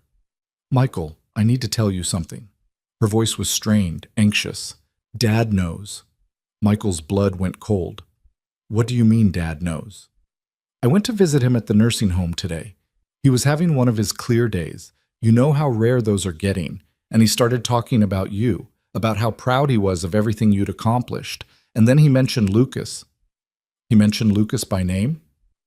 He said, Rebecca paused, and Michael could hear her struggling to keep her composure. He said he was glad that situation had been handled properly, that Mom had done the right thing protecting your future. He talked about it like it was a business decision, Michael, like Lucas was just some liability to be managed. Michael gripped the phone so tightly his knuckles went white. Did he say anything else? He said he didn't regret it, that parents have to make hard choices sometimes, and that protecting their children's futures is more important than sentimental considerations. Rebecca's voice cracked. He sounded so calm about it, so sure he'd done the right thing. Thank you for telling me. Michael, what are you going to do? He didn't answer immediately. For months he had told himself that confronting his father was pointless. The dementia had progressed too far. There would be no satisfaction in demanding accountability from a man who barely remembered his own name most days. But if there were still clear moments, if his father was still capable of justifying what he'd done. I'm going to visit him, Michael said, tomorrow. Are you sure that's a good idea? He might not even remember the conversation by then. Maybe not. But I need to say what I need to say, whether he understands it or not. The Westport Assisted Living Center was a beautiful facility, manicured grounds, cheerful staff, private rooms that looked more like hotel suites than hospital quarters. Michael's father had lived here for 3 years, ever since the dementia had progressed beyond what home care could manage. William Rowan was sitting in a wheelchair by the window when Michael arrived, staring out at the autumn leaves with an expression that might have been contemplative or might have been empty. At 82, he had shrunk from the imposing figure of Michael's childhood. The broad shoulders now stooped, the commanding voice reduced to a thin rasp. Dad. William turned slowly, his eyes taking a moment to focus. Michael, they said you were coming. We need to talk. Sit down, sit down. William gestured vaguely at a chair. You look tired. Working too hard as usual. I always said you worked too hard. Michael sat, but didn't relax. His body was rigid with tension, with anger he had been carrying for months without an outlet. Rebecca visited you yesterday. Did she? I don't remember. The days blur together in this place. William's voice carried a trace of the old sharpness, the intelligence that dementia was slowly eroding. What did she want? She told me you talked about Lucas. Something flickered in William's expression. Recognition, maybe, or wariness. I don't know anyone named Lucas. Yes, you do. He's my son, the one you and Mom decided I didn't need to know about. William was quiet for a long moment. His hands, spotted with age, trembled slightly in his lap. That was a long time ago, he said finally. A different world. 28 years isn't that long ago, and the world hasn't changed as much as you'd like to think. What do you want me to say, Michael? That I regret it? William's voice hardened. I don't. Your mother and I made a decision based on what we thought was best for you, for your future. And look at what you've become. CFO of a major corporation, respected in your field, financially secure. Would that have happened if you'd been saddled with a teenage pregnancy at 17? Saddled, Michael repeated the word with disgust. Lucas isn't a burden to be saddled with.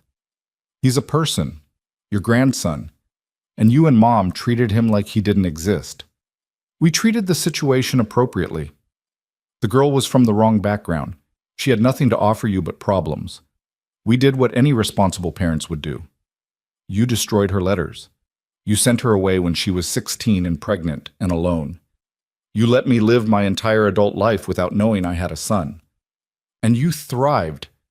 William leaned forward, a ghost of his old intensity surfacing. You built a successful career. You raised another son. You had a good life. That wouldn't have happened if we'd let some scholarship girl from Worcester derail everything. You don't get to decide that.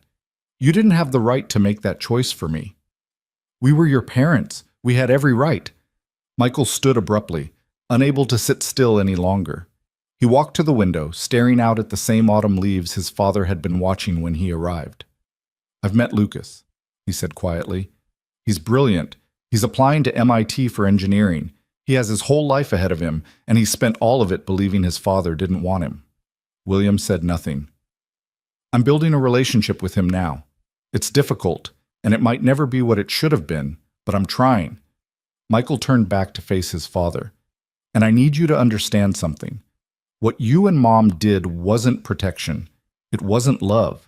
It was cowardice. It was choosing your comfort and your reputation over doing what was right. You don't know what you're talking about. I know exactly what I'm talking about. I'm a father now. I've raised a son. I know what it means to put your child's needs ahead of your own. Their real needs, not what you've decided is best for them. Michael's voice cracked. And I know that if Caleb came to me with a situation like this, I would never, ever do what you did. William's expression flickered again. For just a moment, something that might have been doubt crossed his features. You think you would have been better? His voice was quieter now, less certain. You think you would have done differently? I know I would have, because I've learned that being a father isn't about controlling outcomes. It's about standing beside your children while they face the consequences of their choices, good and bad. It's about trusting them to grow from their mistakes, instead of protecting them from ever making any. Pretty words. William slumped back in his wheelchair. Easy to say when you're not the one who had to make the decision. Maybe, but at least my children will never have to wonder if I loved them enough to let them be fully human. They sat in silence for a long moment. Outside, a leaf fell from the maple tree, drifting past the window in lazy spirals. I don't expect your forgiveness, William said finally.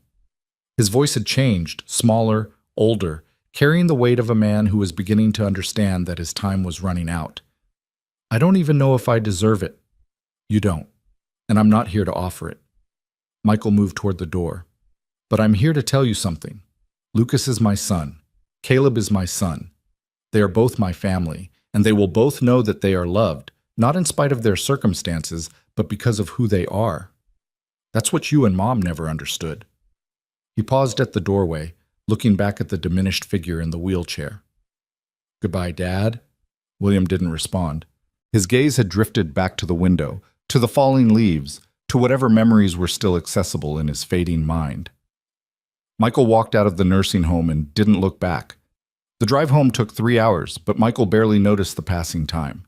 His mind was churning through the conversation, replaying his father's words, analyzing every flicker of emotion that had crossed the old man's face. Had he accomplished anything? Had his father understood, even for a moment, the magnitude of what he'd done? Maybe. Maybe not. William Rowan had spent 8 decades believing in his own righteousness. One confrontation wasn't going to undo a lifetime of certainty, but it had been necessary, not for his father's sake, but for Michael's. He had needed to say the words, to name the betrayal out loud, to refuse to let it remain unspoken out of some misguided respect for familial loyalty. His phone rang as he was pulling into his driveway. Lucas's name appeared on the screen. Hey, is everything okay? Yeah, Lucas paused. Mom said you went to see your dad today about everything. Michael turned off the engine, but didn't get out of the car. How did she know? Rebecca called her. She was worried about you. I'm fine. Are you, though? Lucas's voice carried an unfamiliar concern. I can't imagine what that conversation must have been like. It was difficult, but necessary. What did he say?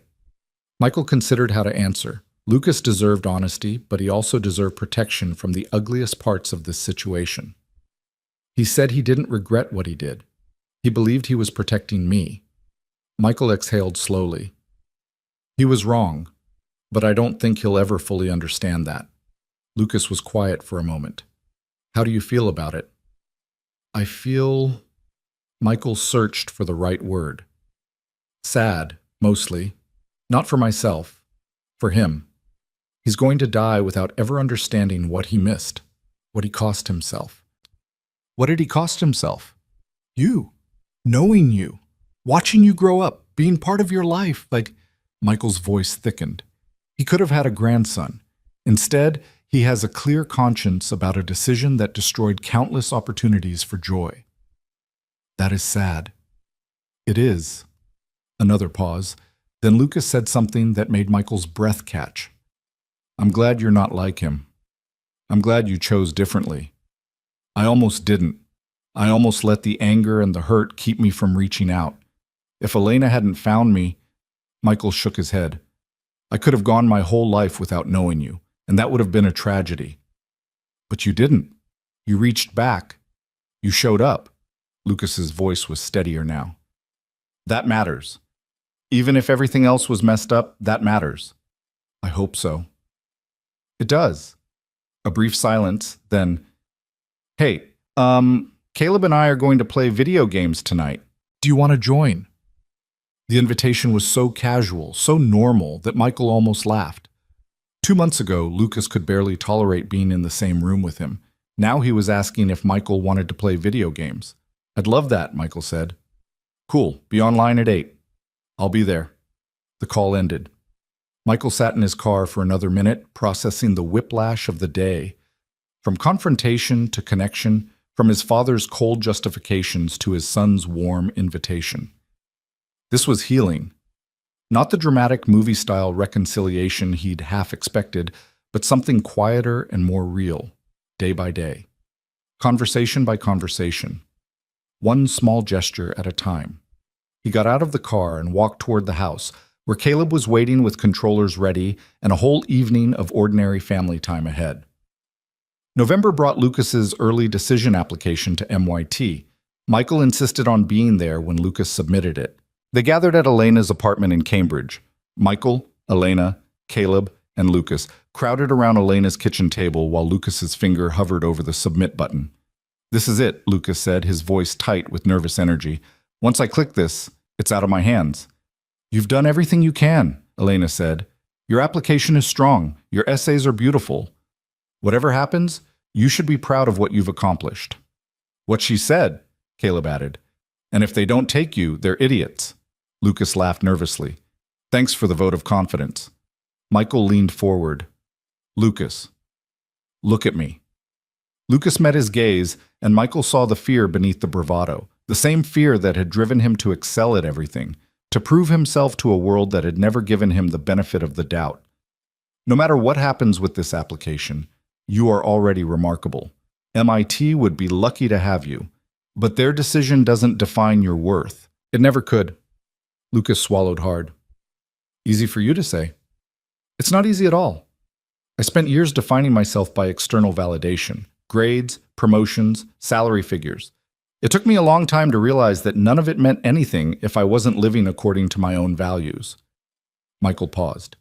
You're 17. You have time to learn that lesson without making all the mistakes I made. Start now. Lucas stared at him for a long moment. Then, almost involuntarily, a smile crossed his face. You're pretty wise for an absent father. I'm working on dropping the absent part. Yeah. Lucas's smile widened slightly. You are. He turned back to the laptop, took a deep breath, and clicked submit. The room erupted in cheers and applause. Caleb whooped and slapped Lucas on the back. Elena wiped tears from her eyes. And Michael felt something crack open in his chest, a swell of pride and love so intense it almost hurt. This was his son. This brilliant, resilient, complicated young man was his son. And despite everything, despite the years of absence, the letters never delivered, the birthday parties never attended, he was here, witnessing this moment, part of this family. Okay, Lucas said, clearly embarrassed by the attention. It's not like I got in yet. But you will, Caleb said confidently. And then we'll celebrate for real. Let's focus on today, Elena suggested. I made dinner, nothing fancy, but it's better than standing around staring at a laptop. They moved to the small dining room, and as Michael took his seat, he caught Elena's eye. She smiled at him, a warm, genuine smile that carried something he hadn't seen before. Not forgiveness exactly, but acceptance, peace. Thank you, she said quietly, while Lucas and Caleb argued about what movie to watch after dinner. For being here, for showing up. Thank you for giving me the chance. I wasn't sure at first whether this would work, whether you'd stick around when it got hard. And now? Elena considered the question. Now I think Lucas is lucky to have you, both of you. She glanced at Caleb, who was demonstrating some obscure movie reference with dramatic hand gestures. We all are. Michael didn't know what to say. So he just nodded and turned his attention to the meal Elena had prepared and let himself be part of this strange, improbable family that was somehow, against all odds, becoming real. December arrived with early acceptance letters and anxious waiting. Michael found himself checking his email obsessively, even though he knew the notification would go to Lucas's account, not his. He caught himself Googling MIT admission statistics, reading college forums, doing all the neurotic things he had sworn he would never do. Caleb found him at 3 a.m. one night, unable to sleep, scrolling through Reddit threads about early decision timelines. Dad, you need to chill. You need to... I know, I can't help it. It's his application, not yours. I know that too. Michael set down his phone. I just want this for him so badly. After everything he's been through, he deserves something good. Caleb sat down across from him at the kitchen table. At 15, he was starting to look more like a young man than a kid, taller, broader, with a maturity in his eyes that sometimes surprised Michael. Can I say something? And you have to promise not to get weird about it. I'll try. The way you've been with Lucas these past few months, Caleb paused, choosing his words carefully. It's different from how you are with me. Not better or worse, just different. More, careful, I guess. I'm trying not to push too hard. He's been through a lot. I know, and it makes sense, but Caleb frowned. Sometimes I wonder if you wish you had been more careful with me, if you regret the way you raised me. Michael felt like he'd been punched. Caleb, no, absolutely not. Because I'm fine, you know. The way you raised me was fine. You didn't make the mistakes your parents made. You were there. You showed up. Caleb's voice wavered slightly. I don't need you to treat me like I'm broken just because you're treating Lucas that way. You're not broken. Neither is Lucas. Michael reached across the table and gripped his son's hand. I am so proud of you, the person you're becoming. The way you've handled all of this, accepting Lucas into our family, being patient with the adjustments, never once making this about yourself. You're a better man at 15 than I was at 40. Caleb blinked rapidly, his eyes shining. You don't have to say that. I'm saying it because it's true. And I'm sorry if I've made you feel like you're somehow secondary to what's happening with Lucas. You're not. You never could be. You're my son, my first son, the one who taught me how to be a father in the first place. I know. Caleb squeezed his hand back. I just needed to hear it. Then I'll say it more often, whatever you need. They sat in silence for a moment, the kitchen quiet around them. He's going to get in, you know, Caleb said finally. Lucas, he's way too smart not to. You think so? I know so, Caleb grinned. And when he does, I'm going to give him so much crap about it. Brotherly duty. Michael laughed, a real laugh, the first one in days. Go to bed, you have school in the morning. You first. Deal. They went upstairs together, and Michael slept better than he had in weeks. The email came on December 15th at exactly 7 p.m. Michael was at home trying unsuccessfully to focus on a work presentation when his phone rang. Lucas's number. Michael. Lucas's voice was shaking. I got in. What? MIT. I got in. Early decision. Full acceptance. I got in. For a moment, Michael couldn't speak. His vision blurred, his throat closed up. Every emotion he had been suppressing for months, the guilt, the hope, the desperate need for something good to come out of all this pain, crashed over him like a wave. Lucas, he finally managed. Lucas, I am so proud of you. I can't believe it. I've wanted this my whole life, and I can't believe it's actually happening. Believe it. You earned this, every bit of it. Can you come over? Mom's crying, and Caleb's already texted me like 50 times, and I want everyone here. I want to celebrate with everyone. I'm on my way. Michael grabbed his keys and drove to Cambridge in what felt like record time. When he arrived at Elena's apartment, the door was already open, and he could hear laughter and excited voices from inside. Lucas met him in the hallway. His eyes were red, his smile wider than Michael had ever seen it. I did it, he said. I actually did it. And then, for the first time since they had met, Lucas stepped forward and hugged his father. Michael froze for just a second, caught off guard by the contact, by the vulnerability of the gesture, and then wrapped his arms around his son and held on tight.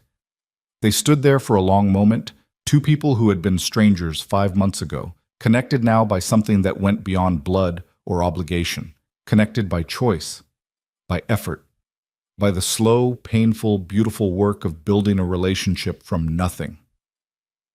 I'm so proud of you, Michael whispered again. So incredibly proud. Lucas pulled back, wiping his eyes with the back of his hand. Thanks for everything. For showing up. For not giving up on me when I made it really hard. I'll never give up on you, I promise. Elena appeared in the doorway, her own eyes glistening. Are you two going to stand in the hallway all night, or are you going to come in and celebrate properly?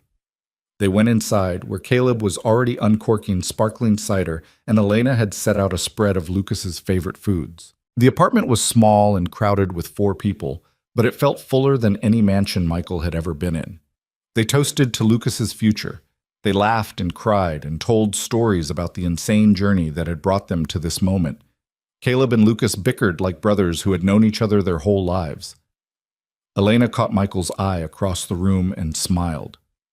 And Michael sat in the middle of all of it, surrounded by his family, both sons, the mother of one of them, the tangled web of relationships that made up his new reality, and felt something he hadn't felt in years.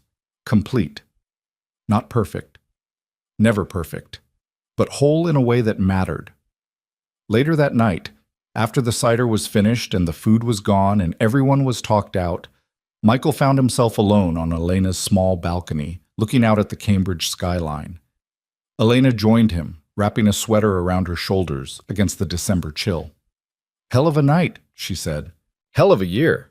That too. She leaned against the railing beside him. Thank you, Michael, for everything you've done these past few months. I know it hasn't been easy. Nothing worth doing ever is. That's very fortune cookie of you. He laughed softly. Maybe, but it's true. They stood in comfortable silence for a moment, watching the lights of the city twinkle below. What happens now? Elena asked. After tonight, after the excitement wears off. We keep going. Lucas starts MIT in the fall. Caleb finishes high school. You and I figure out how to co-parent adult children we didn't raise together. Michael shrugged. One day at a time, like always. Do you think it will work? This strange family we've built? Michael considered the question seriously. 6 months ago, he would have said he didn't know. 3 months ago, he would have said he hoped so. But now, after everything they had been through, yes, he said firmly, I think it will work. Because we're all committed to making it work. Because we've chosen each other, despite the history, despite the hurt. That choice matters more than anything else. Elena turned to look at him directly. In the dim light of the balcony, her face was unreadable. I used to hate you, you know, for years. I imagined all the terrible things I would say if I ever saw you again. And now? Now. She shook her head slowly. Now, I think maybe we were both just casualties of circumstances we didn't create. And maybe it's time to stop being enemies and start being something else. What kind of something else? I don't know yet, but I'm willing to find out. Michael nodded. It wasn't a declaration of forgiveness or friendship or anything else with a clear label. It was just possibility. An open door where there had been a locked one. For now, that was enough. Inside, Caleb and Lucas were arguing about video games again, their voices carrying through the glass door. The sound of brothers, the sound of family. Michael smiled, turned away from the skyline, and went back inside to join them. The call came on a Tuesday morning in late January, 3 weeks before Lucas was scheduled to hear about his financial aid package from MIT. Michael was in a board meeting when his phone buzzed insistently in his pocket. He ignored it the first time, and the second. But when it buzzed a third time in rapid succession, he excused himself from the conference room and stepped into the hallway. 3 missed calls from Elena. A text message that made his blood run cold. Call me immediately. It's about Lucas. He dialed her number with shaking hands. Elena, what happened? Is he okay? He's fine. Physically, he's fine. Her voice was strained, barely controlled. But something happened at school today. He's been suspended. Suspended for what? Fighting. He got into a fight with another student. Michael, he broke the other kid's nose. Michael leaned against the wall, his mind racing. Lucas was many things, angry, guarded, quick to sarcasm, but he had never been violent. In all the months they had spent together, Michael had never seen him raise his voice, let alone his fists. I don't understand. What started it? I don't know the full story yet. The school called me an hour ago, and Lucas won't talk to anyone. He's shut down completely. Elena's voice cracked. I don't know what to do. I've never seen him like this. Where is he now? At home. They sent him home for the rest of the week while they investigate. I'm coming over. Michael, I don't know if that's a good idea. He's not in a state to... I'm coming over, Michael repeated. He's my son too. Whatever happened, we'll figure it out together. There was a pause on the other end of the line. Then quietly, okay, hurry. Michael drove to Cambridge faster than was probably legal. He arrived at Elena's apartment building and took the stairs 2 at a time, his heart pounding with a fear he hadn't felt since Caleb's appendix burst when he was 11. Elena met him at the door. Her face was pale, her eyes red-rimmed. He's in his room. He won't come out. Has he said anything at all? Just that he wants to be left alone. Elena wrapped her arms around herself. The other boy's parents are talking about pressing charges. If they do... She didn't finish the sentence. She didn't have to. Michael understood the implications perfectly. A criminal record could destroy everything Lucas had worked for. MIT could rescind his acceptance. His entire future could collapse because of one violent moment. Let me try talking to him. Elena nodded, stepping aside to let him pass. Michael walked down the narrow hallway to Lucas's bedroom. The door was closed, but not locked. He knocked softly. Lucas. It's Michael. No response. I'm not here to lecture you. I'm not here to yell or ask questions or make you explain yourself. I just want you to know I'm here. Whatever happened, whatever you're feeling, you don't have to face it alone. Still nothing. Michael pressed his palm flat against the door, as if he could transmit comfort through the wood. I'm going to sit out here in the hallway. When you're ready to talk, I'll be waiting. No pressure, no timeline, just whenever you're ready. He slid down the wall until he was sitting on the floor, his back against the wall, his legs stretched out in front of him. Elena brought him a cup of coffee, which he accepted gratefully. She sat down beside him, and together they waited. An hour passed. Then 2. The apartment was silent except for the occasional sound of movement from behind Lucas's door, footsteps, the creak of bed springs, once what might have been a muffled sob. Michael didn't move. He answered a few urgent work emails on his phone, texted Caleb to let him know something was going on without providing details, and otherwise simply sat. Present. Available. Patient. Finally, as the afternoon sun began to slant through the windows, the door opened. Lucas stood in the doorway, his face blotchy and his eyes swollen. There was a bruise forming on his cheekbone, and his knuckles were scraped raw. "You're still here," he said hoarsely. "I said I would be." Lucas stared at him for a long moment. Then, slowly, he stepped into the hallway and slid down the opposite wall until he was sitting across from Michael, their legs almost touching in the narrow space. "I messed up," Lucas said. "I really messed up. Tell me what happened." Lucas was quiet for a moment, his gaze fixed on the floor. When he spoke, his voice was barely above a whisper. "There's this kid at school, Derek Morrison. His family is rich, like private jet rich. He's never liked me. Thinks I'm beneath him because I'm on scholarship, because I don't come from money." Lucas swallowed hard. "He's been making comments all year.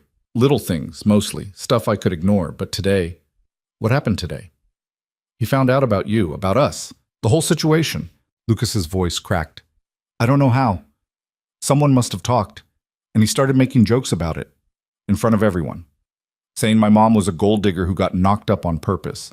Saying I was an oops baby that nobody wanted. Saying you probably only showed up now because you felt guilty, not because you actually cared about me." Michael felt rage building in his chest, not at Lucas, but at this Derek Morrison, at the casual cruelty of privileged children who had never faced consequences for their words. "And you hit him." "I told him to stop. He didn't. I told him if he said one more word about my mom, I would make him regret it." Lucas looked up, his eyes shining with tears. "He said worse. So much worse. About her, about you, about everything. And I lost it. I don't even remember the actual fight, just the feeling of wanting to hurt him as much as he'd hurt me. Lucas, I know it was wrong. I know I should have walked away. I know violence doesn't solve anything." Lucas's voice broke completely. But he was talking about my family, my real family, the one I just found. And I couldn't let him. He couldn't finish. The tears came then, silent and overwhelming, and Lucas pressed his hands against his face like he could hold himself together by sheer force of will. Michael moved without thinking. He crossed the narrow hallway and sat beside his son, wrapping an arm around Lucas's shoulders. Lucas stiffened at first, still unused to physical affection from this man who was only recently part of his life. But then something broke inside him and he leaned into the embrace, sobbing against Michael's shoulder. "I'm sorry," Lucas gasped between sobs. "I'm so sorry. I ruined everything." "You haven't ruined anything. My MIT acceptance, we'll deal with it. The other kids' parents, we'll deal with them too. But, Lucas," Michael pulled back slightly, forcing his son to meet his eyes. "Listen to me. What that boy said was cruel and wrong and designed specifically to hurt you. You reacted out of love. Love for your mother, love for this family we're building together. That doesn't excuse the violence, and there will be consequences we'll have to face. But it does explain it. And I am never, ever going to blame you for defending the people you love." Lucas stared at him, tears still streaming down his face. "You mean that?" "I mean every word. We're going to get through this together. All of us. That's what families do." Elena had appeared in the hallway at some point during this exchange. She stood a few feet away, watching the two of them with an expression Michael couldn't quite read. "Elena," Michael said quietly, "we need to call a lawyer, someone who can help us navigate this before it gets any worse." She nodded slowly. "I know someone, a friend from my work. She handles cases involving minors." "Good, call her. Let's figure out our options." Elena pulled out her phone and stepped away to make the call. Michael turned back to Lucas, who was wiping his face with the back of his hand, trying to compose himself. "There's something else you need to know," Michael said. "Whatever happens with the school, with the other family, with MIT, Your worth isn't determined by any of that. Your worth is inherent. It doesn't depend on where you go to college or whether some rich kid approves of your existence. Do you understand? I'm trying to. That's all any of us can do. Michael squeezed his shoulder. Now, let's go face this thing together. The next few days were a blur of meetings, phone calls, and tense negotiations. Michael threw himself into the crisis with the same methodical intensity he brought to business problems. He hired the lawyer Elena had recommended, a sharp-eyed woman named Margaret Chen who specialized in juvenile cases, and they began building a strategy for damage control. The facts, as they emerged, were both better and worse than Michael had feared. Better. Derek Morrison had a history of bullying behavior that the school had repeatedly failed to address. Multiple students came forward to corroborate Lucas's account of the harassment, and several teachers admitted they had witnessed Derek's comments and done nothing. The Morrison family's threat to press charges began to look less like righteous indignation and more like an attempt to deflect attention from their son's behavior. Worse, Lucas had undeniably thrown the first punch, and Derek's broken nose was documented in graphic detail. The school's zero-tolerance policy on violence meant that suspension was the minimum consequence, and expulsion was still on the table.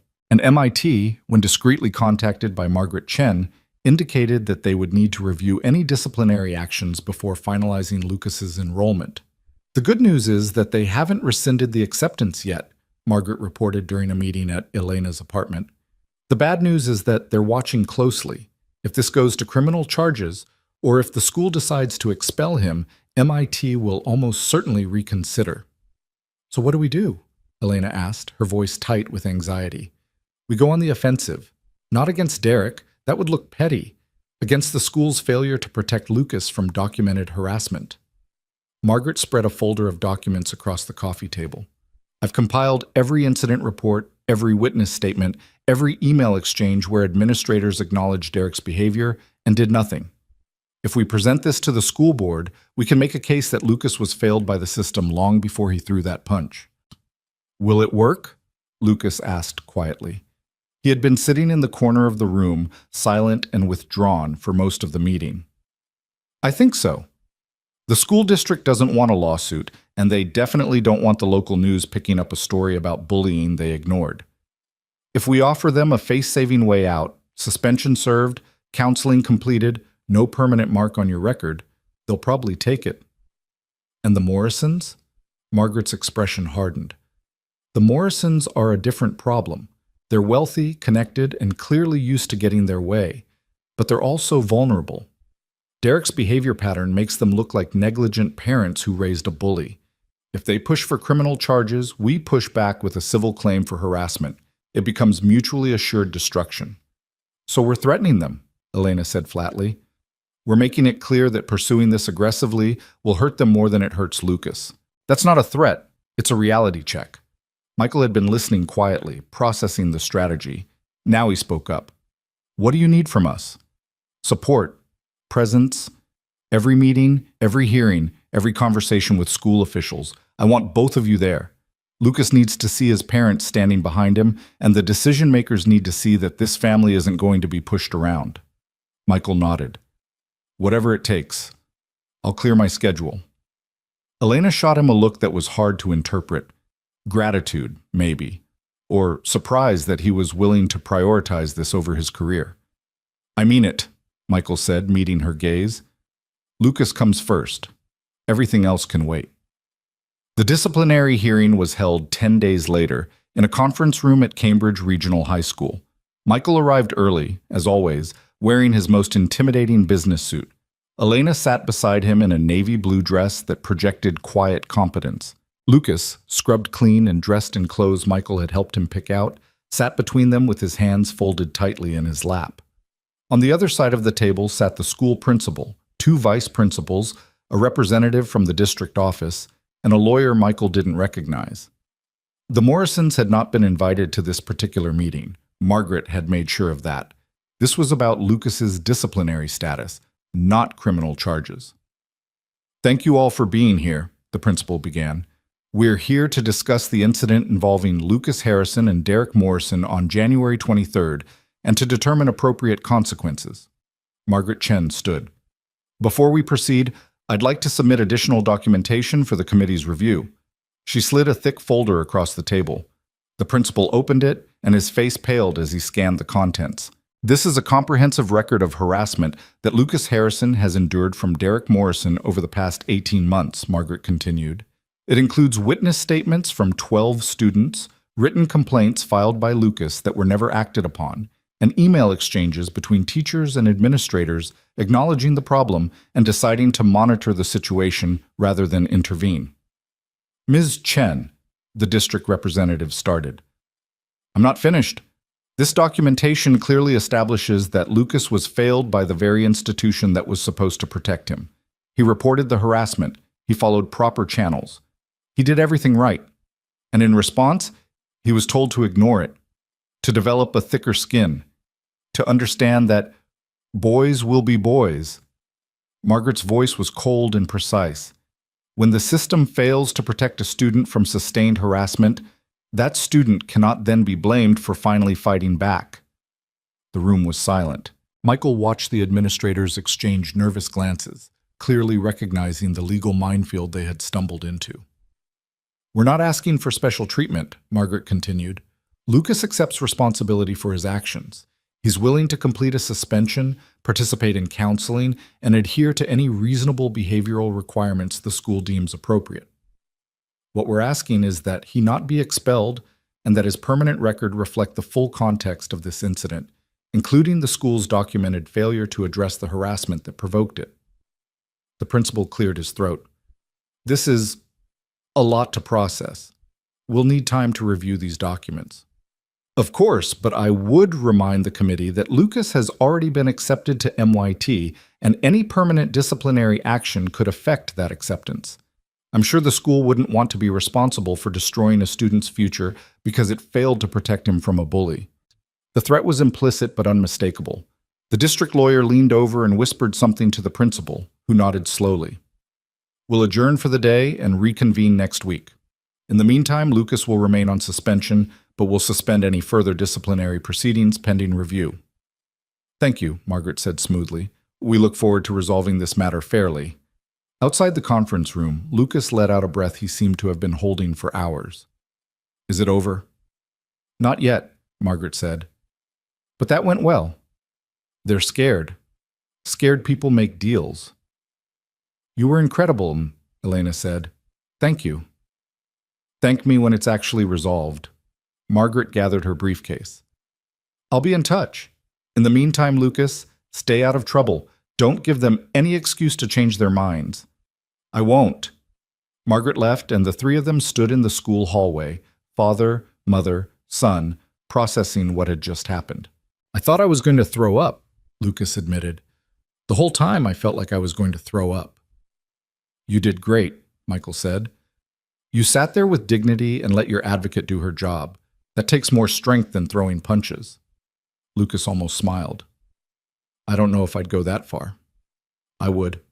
Michael put a hand on his son's shoulder. Come on, let's get out of here. I think we've all earned some lunch. They walked out of the school together, and for the first time in weeks, Michael felt something that resembled hope. The resolution came faster than anyone expected. Within 3 days, the school district offered a settlement. Lucas would serve his original 5-day suspension, complete 10 hours of community service, and participate in a conflict resolution program. In exchange, there would be no expulsion, no permanent notation of violence on his record, and a formal acknowledgement that the school had failed to adequately address the harassment that preceded the incident. The Morrisons, faced with Margaret's carefully documented evidence of Derek's behavior pattern, quietly dropped their threat of criminal charges. Derek himself was suspended for 2 weeks and required to attend anti-bullying counseling. His parents, Michael heard through the grapevine, were furious, but they were also smart enough to recognize a losing battle when they saw one. Lucas completed his community service at a youth center in Cambridge, helping kids with homework and teaching basic coding skills. Michael drove him there every afternoon, watching through the window as his son slowly rediscovered his sense of purpose. You're good at this, Michael observed one day, as Lucas explained a programming concept to a 10-year-old with patient enthusiasm. Working with kids, They're easier than adults, Lucas said. They don't have all the baggage yet. They just want to learn. Have you thought about what you want to do after engineering school, long term? Lucas was quiet for a moment. I used to think I wanted to work at some big tech company, make a lot of money, prove to everyone that I could succeed without... He stopped himself. Without a father. Yeah, without anyone's help. Lucas shrugged. But now I don't know. Maybe I want to do something that actually helps people. Build things that matter, not just things that make shareholders rich. That sounds like a good goal. It's probably naive. There's nothing naive about wanting to make a difference. Michael watched a little girl run up to Lucas with a question about her math homework. The naive thing is believing you can't. Lucas smiled.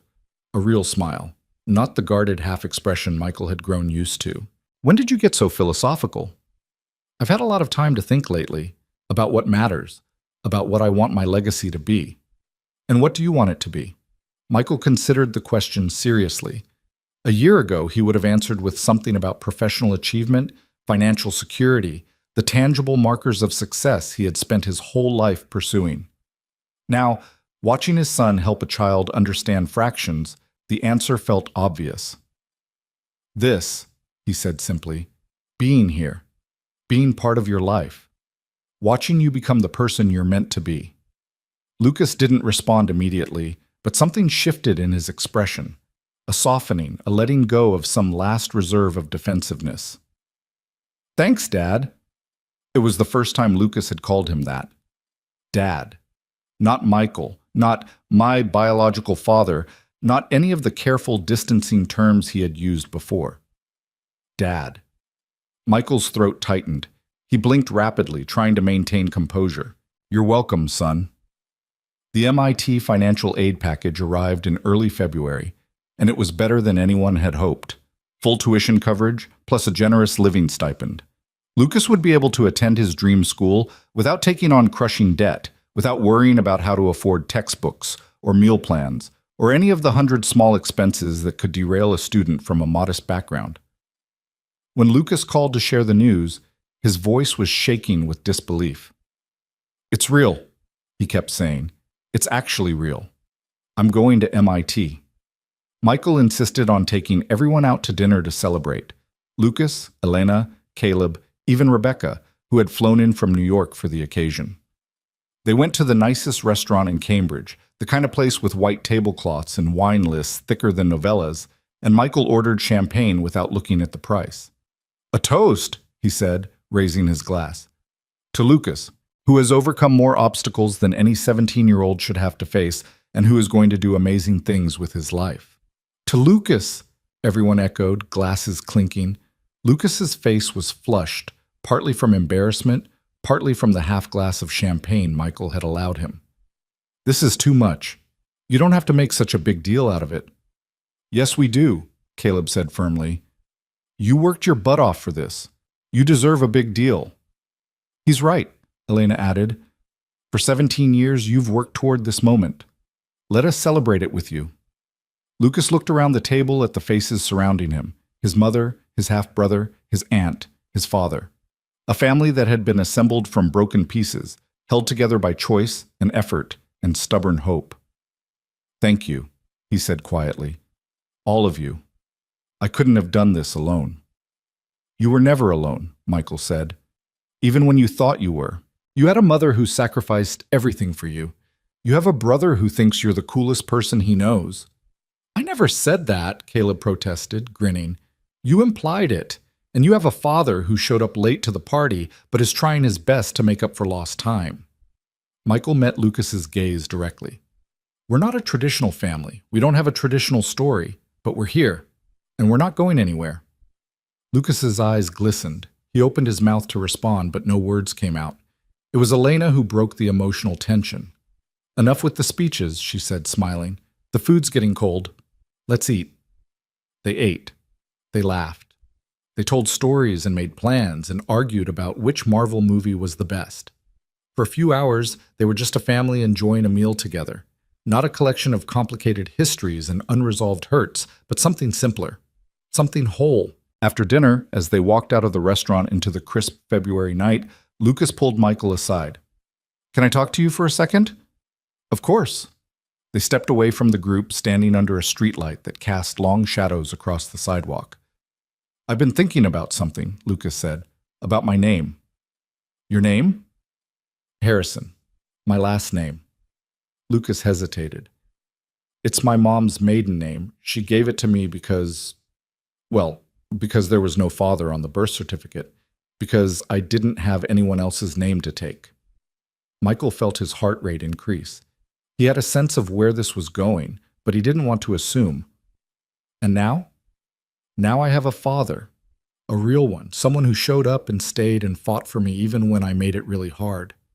Lucas met his gaze. I've been thinking about adding your name to mine, hyphenating it. Lucas Harrison Rowan.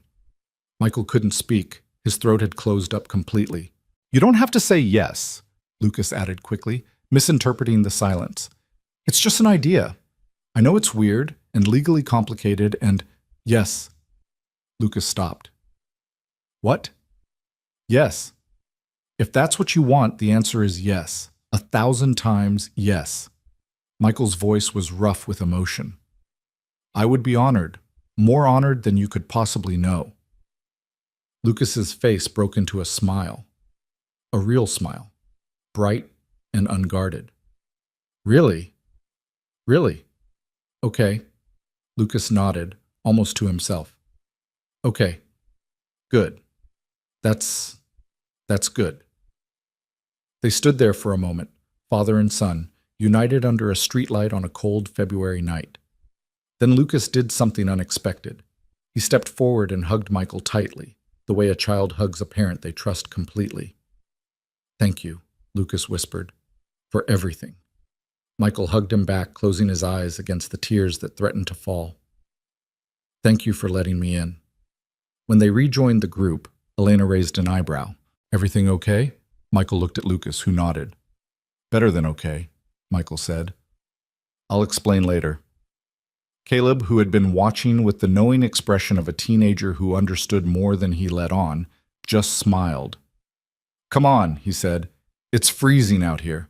Let's go home. Home. The word had never sounded so right. They walked to the parking lot together, this strange and wonderful family, and Michael realized that for the first time in his life, he understood what that word actually meant. Home wasn't a house or a location. It wasn't about square footage or property values or the right neighborhood. Home was these people. His sons, both of them. Elena, who had forgiven him more than he deserved. Rebecca, who had pushed him toward this moment without even knowing what it would become. Home was wherever they were together. And Michael Rowan, who had spent 46 years building walls and maintaining control and keeping the messy parts of life at arm's length, was finally ready to stop running. He was finally ready to come home. The months between February and August passed in a blur of preparation and anticipation. Lucas spent his final semester of high school with a lightness Michael had never seen in him before.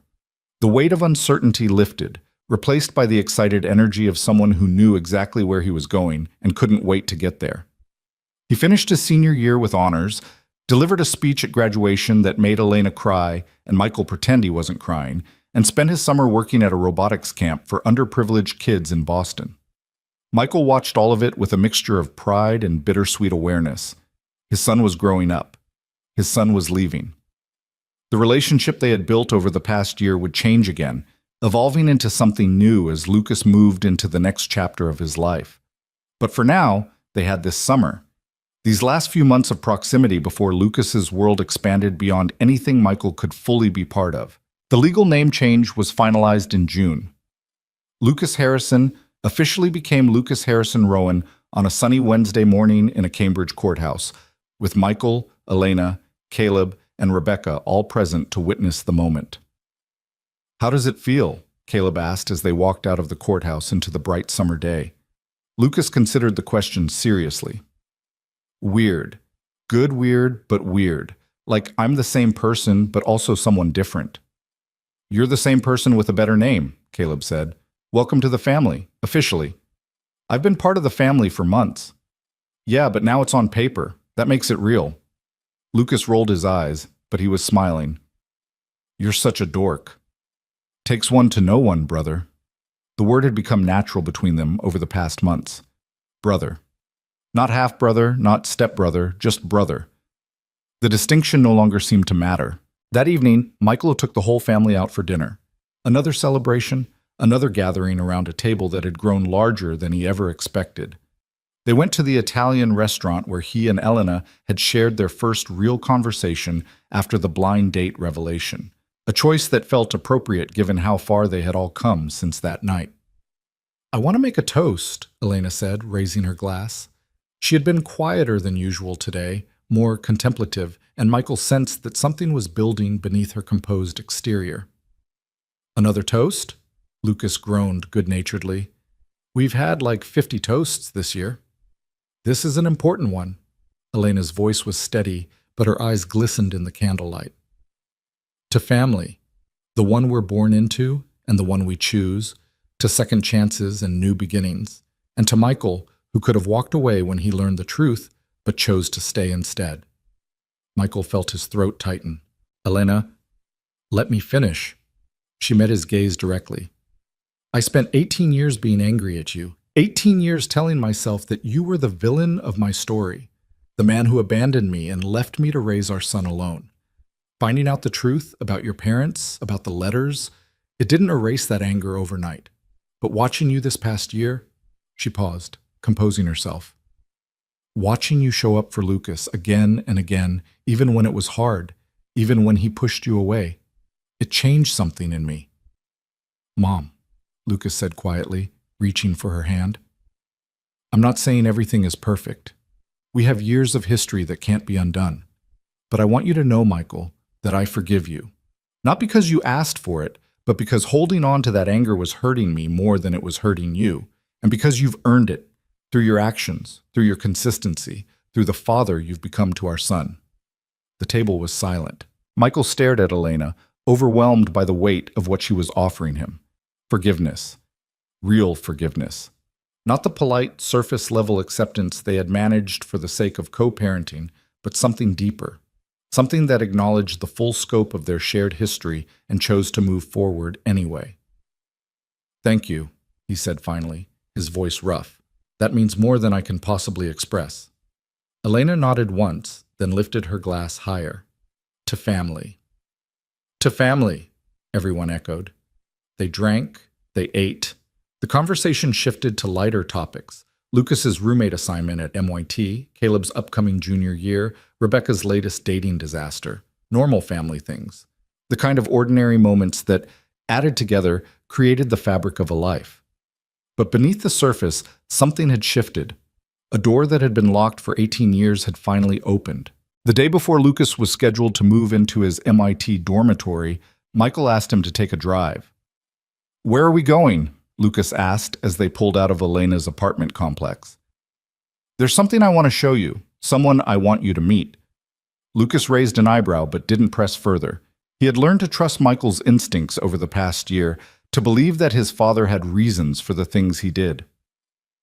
They drove in comfortable silence through Cambridge, then onto the highway, heading north. The landscape gradually shifted from urban sprawl to suburban developments to the first hints of rural New England. After an hour, Michael turned onto a winding country road that led through dense forest. Lucas sat up straighter, curiosity overcoming his studied casualness. "Where are we?" "Almost there." A few more minutes, and they emerged from the trees into a clearing.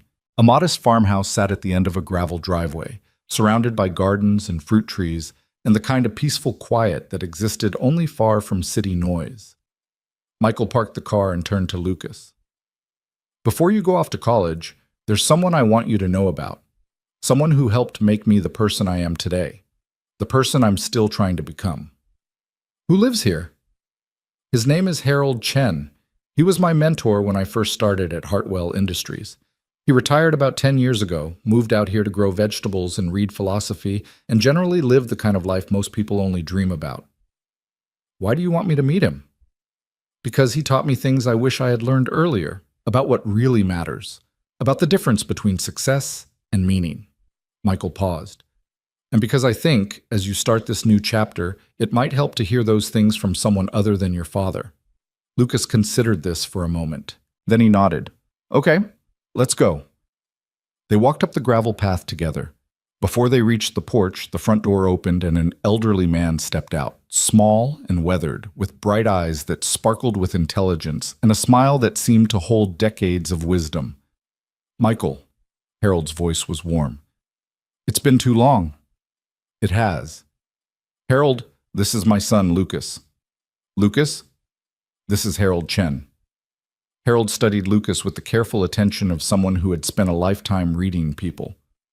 Your father has told me a great deal about you. MIT, I hear. Engineering. An impressive young man. Thank you, sir. None of that sir business. Call me Harold. He gestured toward the door. Come inside. I've made tea. And cookies because Michael mentioned you have a weakness for anything with chocolate. Lucas shot Michael a surprised look. Michael just shrugged. They spent the afternoon on Harold's screened porch, drinking tea and eating cookies and talking about everything and nothing. Harold asked Lucas about his interests, his goals, his fears about starting college. He shared stories from his own youth, growing up poor in San Francisco, working his way through school, building a career while never losing sight of what truly mattered. The world will tell you that success means money, Harold said, his weathered hands wrapped around his teacup. Power, status, climbing ladders and accumulating things, and those things aren't bad necessarily, but they're not enough. They're never enough. What is enough? Lucas asked. Connection, purpose, the knowledge that your life has meaning beyond the numbers in your bank account. Harold smiled. Your father learned that lesson the hard way. I hope you can learn it a little easier. What do you mean, the hard way? Harold glanced at Michael, who nodded permission. When I first met your father, he was a young man on the fast track. Brilliant, driven, completely focused on success. He worked 80-hour weeks, sacrificed relationships, pushed himself to the breaking point again and again. Harold shook his head. He was miserable, though he would never have admitted it. Success without connection is just loneliness in a nicer suit. That's surprisingly poetic, Lucas said. I'm an old man. We're allowed to be poetic. Harold leaned forward. The point is, your father figured it out eventually. It took him longer than it should have, decades longer. But when you came into his life, something changed. He finally understood that the most important things can't be earned through hard work alone. They have to be given, received, shared. Lucas was quiet for a moment, processing this. Then he turned to Michael. Is that true? Michael nodded slowly. I spent most of my adult life achieving things, checking boxes, building a career and a reputation and all the external markers of success. But inside, I was empty. I didn't even realize how empty until you showed up and gave me something to actually care about. Dad, you changed me, Lucas. You and Caleb both. Being your father, both of your fathers, it's the only thing I've ever done that feels truly meaningful. Everything else was just preparation, practice for the real work.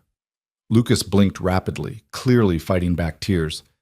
You're going to make me cry in front of your mentor. Harold's seen me cry plenty of times. He won't judge. It's true, Harold confirmed. Your father is quite the crier, very in touch with his emotions, once you get past the corporate armor.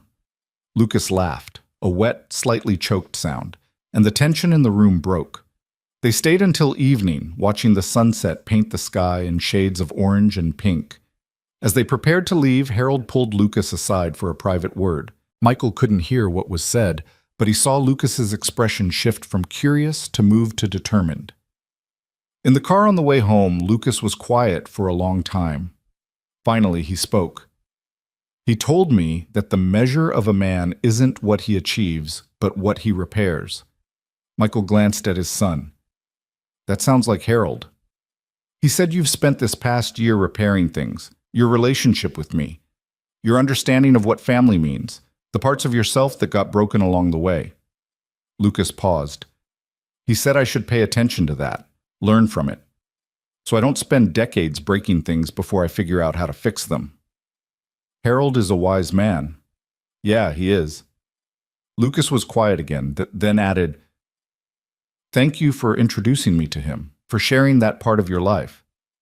Thank you for being willing to meet him. I think I understand you better now. Why you are the way you are. Why it took you so long to, Lucas trailed off, to become someone worth knowing? Yeah, sort of. Lucas shook his head. That's not quite right. You were always worth knowing. You just didn't know it yourself. Michael felt his throat tighten for what seemed like the 100th time that day. When did you get so wise? I have a good mentor. 2 of them, apparently.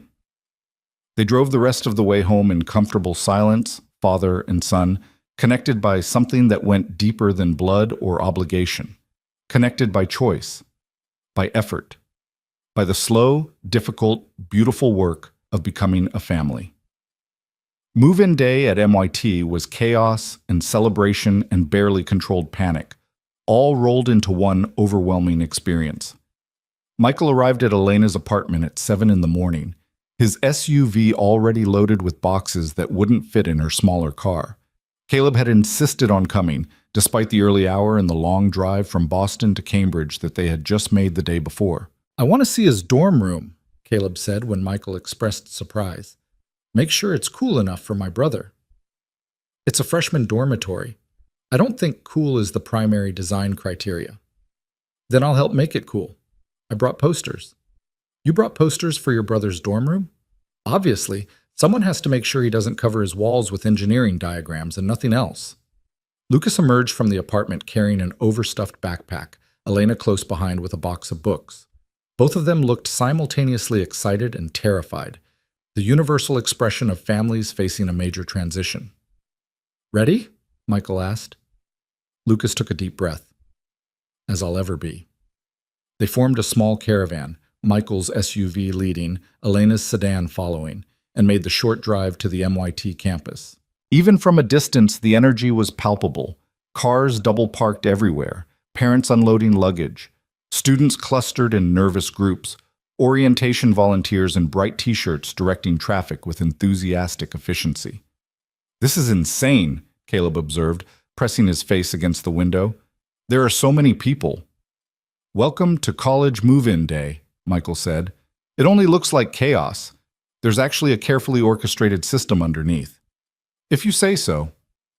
They found Lucas's dormitory, a brick building that had probably been cutting edge in 1960 and now exuded a slightly worn charm, and began the laborious process of hauling boxes up 3 flights of stairs. Lucas's roommate hadn't arrived yet, so they had the small double room to themselves. It's cozy, Elena said diplomatically, surveying the cinder-block walls and institutional furniture. It's tiny, Caleb corrected, but it has character. It's perfect, Lucas said. His voice carried a wonder that reminded Michael of Caleb on his first day of high school, that mixture of fear and excitement that came with standing on the threshold of something new. They spent the next 2 hours unpacking, organizing, debating the optimal arrangement of furniture. Caleb hung his posters with more enthusiasm than skill. Elena made Lucas's bed with military precision.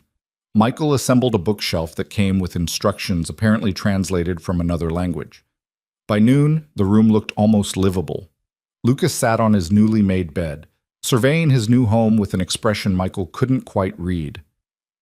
Are you okay? Elena asked softly. Yeah, I'm just... Lucas shook his head. This is really happening. I'm really here. After everything that happened this year, the fight, the suspension, almost losing this opportunity, I'm actually here. You earned this, Michael said. Never forget that. Whatever obstacles you faced, you overcame them. This is yours. And it's ours. Lucas looked around at the people surrounding him, his mother, his father, his brother. I couldn't have done any of this alone. That's the point, Caleb said. You're not supposed to do it alone. That's what family is for. The words hung in the air, simple and profound. Caleb, at 16, had articulated something that Michael had spent 46 years learning.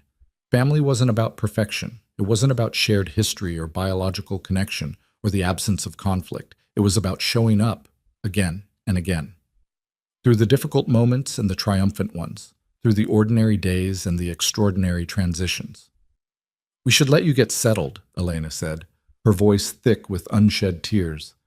There's an orientation event this afternoon, and you should probably start meeting people.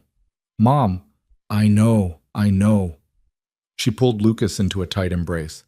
I am so proud of you, so incredibly proud. You're going to do amazing things. I love you, Mom. I love you too, baby. Always. Caleb was next, offering a handshake that quickly devolved into an awkward but genuine hug. Don't forget about us regular people while you're becoming a genius, Caleb said. I'll try to stay humble. Yeah, right, Caleb grinned. Call me when you have time. I want to hear about everything. I will. Then it was Michael's turn. He stood in front of his son, this young man he had known for barely a year, who had somehow become one of the most important people in his life, and found that words failed him. Everything he wanted to say felt inadequate. Every sentiment felt too small for the magnitude of this moment. Dad, Lucas said quietly, it's okay. You don't have to say anything. I want to. Michael shook his head. I'm not good at this. I never have been. That's not true. You've been saying all the right things for months now. Scripted things, planned things. This is different. But Lucas waited, patient and present, giving Michael the space he needed. Finally, the words came. I missed 18 years of your life. I can't get those years back. I can't undo the damage my parents caused or erase the hurt you carried for so long. But I want you to know that every day from here forward, I will be here. Whatever you need, wherever you go, whatever happens, you have a father who loves you, who is proud of you, who will always show up for you. Lucas's eyes glistened. I know. And I want you to know something else. Michael took a breath. Meeting you, finding out about you, it didn't just change my life, it saved it. I was sleepwalking through my existence before you showed up, going through the motions, achieving things without understanding why. You gave me a reason to become better, to be more than I was. I will never be able to repay that gift. You don't have to repay it. Lucas stepped forward and hugged his father tightly. Just keep showing up. That's enough. That's more than enough. They held each other for a long moment, father and son, strangers who had become family, bound by choice and effort and love. Go be brilliant, Michael whispered. Change the world, and call me when you have time. I will. Lucas pulled back, wiping his eyes. I promise. Michael, Elena, and Caleb walked out of the dormitory together, leaving Lucas to begin his new life. The campus was still buzzing with activity, but Michael barely noticed. His mind was full of the moment they had just shared, the words that had finally been spoken, the relationship that had been sealed. You okay? Elena asked as they reached the parking lot. Yeah, I think so. Michael paused, looking back at the dormitory where his son was already starting the next chapter of his story. I think I'm actually okay. You did good, Michael. This whole year. You really did good. We did good. All of us. Elena smiled. A real smile. Warm and genuine. Yeah, we did. Caleb climbed into Michael's SUV, already scrolling through his phone. But Elena lingered, something unspoken hovering between them. Michael, I've been thinking about something. What is it? This past year, we've been co-parenting, coordinating, learning how to be a family together. She paused. But we've never really talked about us. What we are to each other, what we could be. Michael's heart rate increased. He had been aware of this question lurking beneath the surface of their interactions, but he had been too focused on Lucas to address it directly. What are you saying? I don't know exactly. I'm not saying I want to rush into anything. We have too much history for that. But I'm also not saying I want to spend the rest of my life pretending there's nothing between us. Elena met his gaze. I'm saying maybe we should find out, slowly, carefully, without any pressure or expectations. Like dating? Like getting to know each other. The people we are now, not the teenagers we were 30 years ago. She smiled slightly. If you're interested. Michael was quiet for a moment, processing the enormity of what she was proposing. A year ago, the idea would have seemed impossible. Elena had been a ghost from his past, a source of guilt and confusion and complicated emotions he didn't know how to process. But now she was the mother of his son, the woman who had forgiven him when she had every right to hold on to her anger forever. The person who had been by his side through the hardest year of his life, building something new out of the wreckage of the past. "I'm interested," he said finally. "Very interested." Elena's smile widened. "Good. Then maybe, once we've both recovered from today's emotional overload, we can have dinner, just the two of us. See what happens." "I'd like that." "I'd like that too." She touched his arm briefly, a gesture of connection, of possibility, then walked to her car. Michael watched her drive away, his mind spinning with everything that had happened, everything that might still happen. "Dad?" Caleb's voice came from the SUV. "Are you coming?" "Yeah, just a minute." Michael stood in the parking lot for another moment, looking around at the MIT campus where his son would spend the next 4 years. Students rushed past, absorbed in their own transitions and transformations. Parents hugged their children goodbye, tears flowing freely. Life, in all its chaotic beauty, swirled around him. A year ago, he had been a single father with one son, living a predictable life that felt increasingly hollow. Now he had 2 sons, a complicated but beautiful relationship with their mother, and a future that felt genuinely uncertain, but uncertain in the best possible way. He had been given a second chance, not just with Lucas, but with himself. The opportunity to become the man he should have been all along, and he was not going to waste it. Michael climbed into his SUV, where Caleb was waiting with the patience of a teenager who had learned that sometimes adults needed a moment. "Ready to go home?" Michael smiled. "Yeah, let's go home." 1 year later, Michael stood at the window of his new house, a modest colonial in a quiet neighborhood halfway between Boston and Cambridge, and watched the cars pull into his driveway. It was Thanksgiving, and for the first time in his life, he was hosting. Lucas arrived first, looking taller somehow, more confident, carrying himself with the easy assurance of someone who had found his place in the world. His first year at MIT had been everything he'd hoped for and more: challenging, inspiring, transformative. He had made friends, joined research projects, discovered new passions. He had grown into himself in ways that made Michael's heart swell with pride every time he saw him. "Dad!" Lucas crossed the lawn in quick strides, embracing Michael with the natural warmth that had replaced his early guardedness. "Happy Thanksgiving." "Happy Thanksgiving, son. How was the drive?" "Easy, no traffic. I think everyone already got where they were going." Elena arrived next, stepping out of her car with the graceful composure that Michael had come to know so well over the past year. Their relationship had evolved slowly, carefully, just as she'd proposed. Dinners that turned into long conversations, conversations that turned into something deeper, a connection rebuilt from the ruins of the past. They weren't engaged. They hadn't made any grand declarations. But she had a key to his house now, and her toothbrush sat beside his in the master bathroom. And sometimes she stayed over on weeknights when their schedules aligned. It was enough. It was more than enough. "The house looks beautiful," Elena said, kissing his cheek. "You've done a lot with it." "We've done a lot with it. You picked out most of the furniture." "I have excellent taste. Someone had to save you from yourself." Caleb burst through the front door, having come down from his room where he'd been gaming with friends. At 17, he was taller than Michael now, lanky and energetic and so clearly on the verge of adulthood that it sometimes took Michael's breath away. "Lucas!" Caleb engulfed his brother in a hug that lifted Lucas off his feet. "Finally! I've been waiting for someone cool to talk to." "Thanks for the vote of confidence, Caleb," Michael said dryly. "You're cool too, Dad, but like, Dad cool. It's different." Rebecca arrived with her new boyfriend, a gentleman named David who taught high school English and seemed utterly bewildered by the complicated family dynamics he had stumbled into. Michael shook his hand and assured him that he'd understand eventually. Or he wouldn't. Either way, he was welcome. By 3 o'clock, the house was full of people and noise and the smell of turkey roasting in the oven. Michael had hired a caterer for most of the meal. He knew his limitations, but he'd insisted on making the stuffing himself, using a recipe his grandmother had passed down generations ago.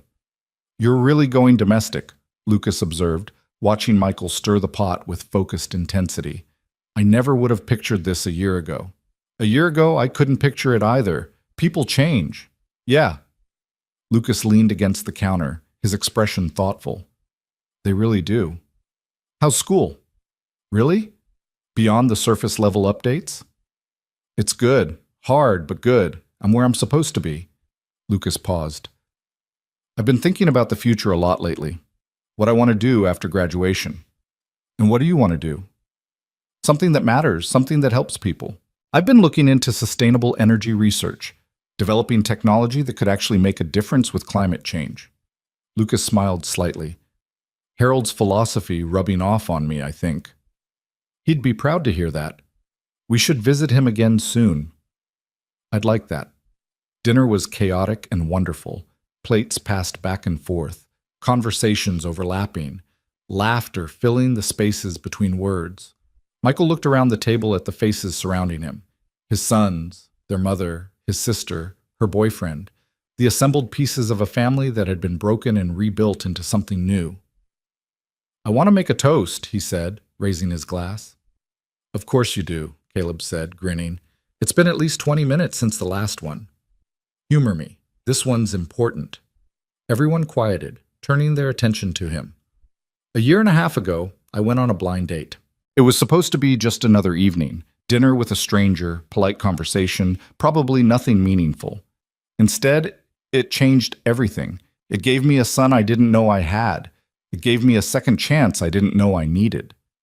Michael's voice wavered slightly, but he pressed on.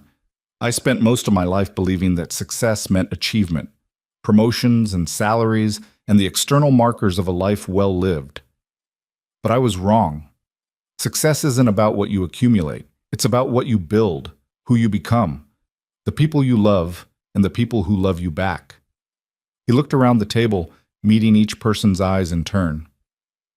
I am grateful, beyond words, for every person at this table. For Elena, who forgave me when I didn't deserve it. For Lucas, who gave me a chance to be his father. For Caleb, who has grown into a young man I admire more than he knows. For Rebecca, who never gave up on pushing me toward happiness. And for David, who is brave enough to join this circus. Polite laughter around the table. David raised his glass in acknowledgement. This family doesn't look like what I imagined when I was young. It's messier, more complicated. Built from broken pieces and second chances and stubborn hope. But it's real. It's mine. It's ours. Michael's voice cracked slightly. And I wouldn't trade it for anything in the world. To family, Elena said softly. To family, everyone echoed. They drank, they ate. The conversation flowed again, natural and warm. After dinner, while the others relaxed in the living room, Michael found himself alone in the kitchen, washing dishes by hand despite having a perfectly good dishwasher. Old habits. Lucas found him there, picking up a dish towel and starting to dry without being asked. Good speech, Lucas said. Thanks. I meant every word. I know you did. That's what makes it good. They worked in comfortable silence for a few minutes, the rhythm of washing and drying as natural as if they'd been doing it together for years. Dad, Lucas said eventually, can I ask you something? Anything. Do you ever wonder what would have happened if your parents hadn't intercepted those letters, if you'd known about me from the beginning? Michael set down the plate he'd been washing and turned to face his son. I used to wonder about that constantly. In the early days after I found out the truth, I tortured myself with all the what-ifs. What if I'd been there for your first steps, your first words, your first day of school? And now? Now I've made peace with it. Not because it doesn't matter, it does. It always will. But because the alternative to acceptance is bitterness, and bitterness doesn't serve anyone. Michael paused. The past is what it is. We can't change it. All we can do is choose how we move forward. Lucas nodded slowly. I've been thinking about that too, about whether I should stay angry at your parents, at the circumstances that kept us apart. What have you decided? That anger takes too much energy, and that holding on to it doesn't hurt them. They're gone, or as good as gone. It only hurts me. Lucas set down the dish towel. So I'm choosing to let it go, not to forget. I'll never forget, but to stop letting it define me. That's very wise. I learned from watching you. Michael felt his throat tighten. After everything, the mistakes, the lost years, the difficult journey of building a relationship from scratch, His son had learned something from him, had watched him struggle and grow and become better, and had taken something valuable from the experience. It was perhaps the greatest gift he had ever received. I love you, Lucas. I don't say that enough. You say it plenty, Lucas smiled. But I don't mind hearing it again. I love you too, Dad. They finished the dishes together, father and son, connected by a bond that had been forged through difficulty and strengthened by choice. Later that evening, after the guests had gone and the house had grown quiet, Michael sat alone on his back porch, looking up at the stars. Elena found him there, wrapping a blanket around her shoulders as she settled into the chair beside him. You're contemplative tonight? Big day. Lots to think about. Good things? The best things. Michael reached for her hand, intertwining their fingers. Thank you, Elena, for everything, for finding me, for giving me a second chance, for building this family with me. Thank you for being worth finding. She squeezed his hand. I wasn't sure, when I first reached out. Part of me thought you'd be the villain I'd imagined all those years. Cold, dismissive, willing to throw money at the problem and walk away. I might have been that person once, before Caleb, before everything that came after. But you weren't. You showed up, you kept showing up, and you became the father Lucas always deserved. I'm still becoming, every day. I'll probably spend the rest of my life becoming. That's all any of us can do. Elena leaned her head against his shoulder. The becoming never really stops. They sat together in comfortable silence, watching the stars, listening to the quiet sounds of the night. Inside the house, their sons were probably gaming together, or arguing about movies, or doing whatever brothers did when parents weren't watching. Their sons. Both of them. Together. Michael had started this journey as a single father, a man who had built walls around his heart and called them strength. He had learned, slowly and painfully, that true strength came from vulnerability, from admitting mistakes, from asking for forgiveness and offering it in return. He had learned that family wasn't something you were born into. It was something you built, day by day, choice by choice. Through the difficult moments and the triumphant ones. He had learned that being a father wasn't about providing material things or protecting children from consequences. It was about being present, showing up, again and again, even when it was hard, even when you weren't sure you were doing it right. And he had learned that second chances were possible, not just possible, but powerful, that it was never too late to become the person you were meant to be. The blind date that had started everything seemed impossibly far away now.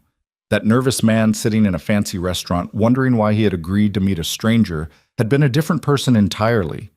He had been lost without knowing it, living a life that looked successful from the outside but felt hollow at its core. Now, sitting on his porch with the woman he loved, listening to the distant laughter of his sons, Michael Rowan finally understood what it meant to be found, not by someone else, but by himself.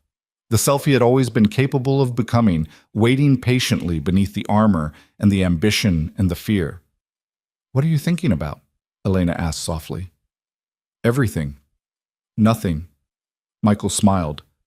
How lucky I am. Lucky? That she walked into that restaurant, that you decided I was worth a second chance, that Lucas was willing to let me into his life. He turned to look at her. Lucky that I get to be here, right now, with all of this. It wasn't luck, Michael. It was choice. Yours, mine, everyone's. We chose this. We built this. Luck had nothing to do with it. Maybe, but I'm grateful anyway. So am I. They stayed on the porch until the stars began to fade, talking and not talking, simply being together. When they finally went inside, the house was quiet. Caleb had gone to bed. Lucas was asleep in the guest room that had become his room whenever he was home. Home. The word had taken on new meaning over the past year. It wasn't a place anymore, it was a feeling. A collection of people who had chosen each other, who showed up for each other, who were building something together that was greater than any of them could have built alone. Michael Rowan had spent 46 years learning how to be successful. It had taken him one blind date, one revelation, one difficult year of growth and change to learn how to be happy. As he climbed into bed beside Elena, listening to the quiet breathing of his sons down the hall, he understood that this was the real accomplishment. Not the career, not the money, not any of the things he had spent his life pursuing. This family, this life, this was what success looked like when you finally understood what it meant.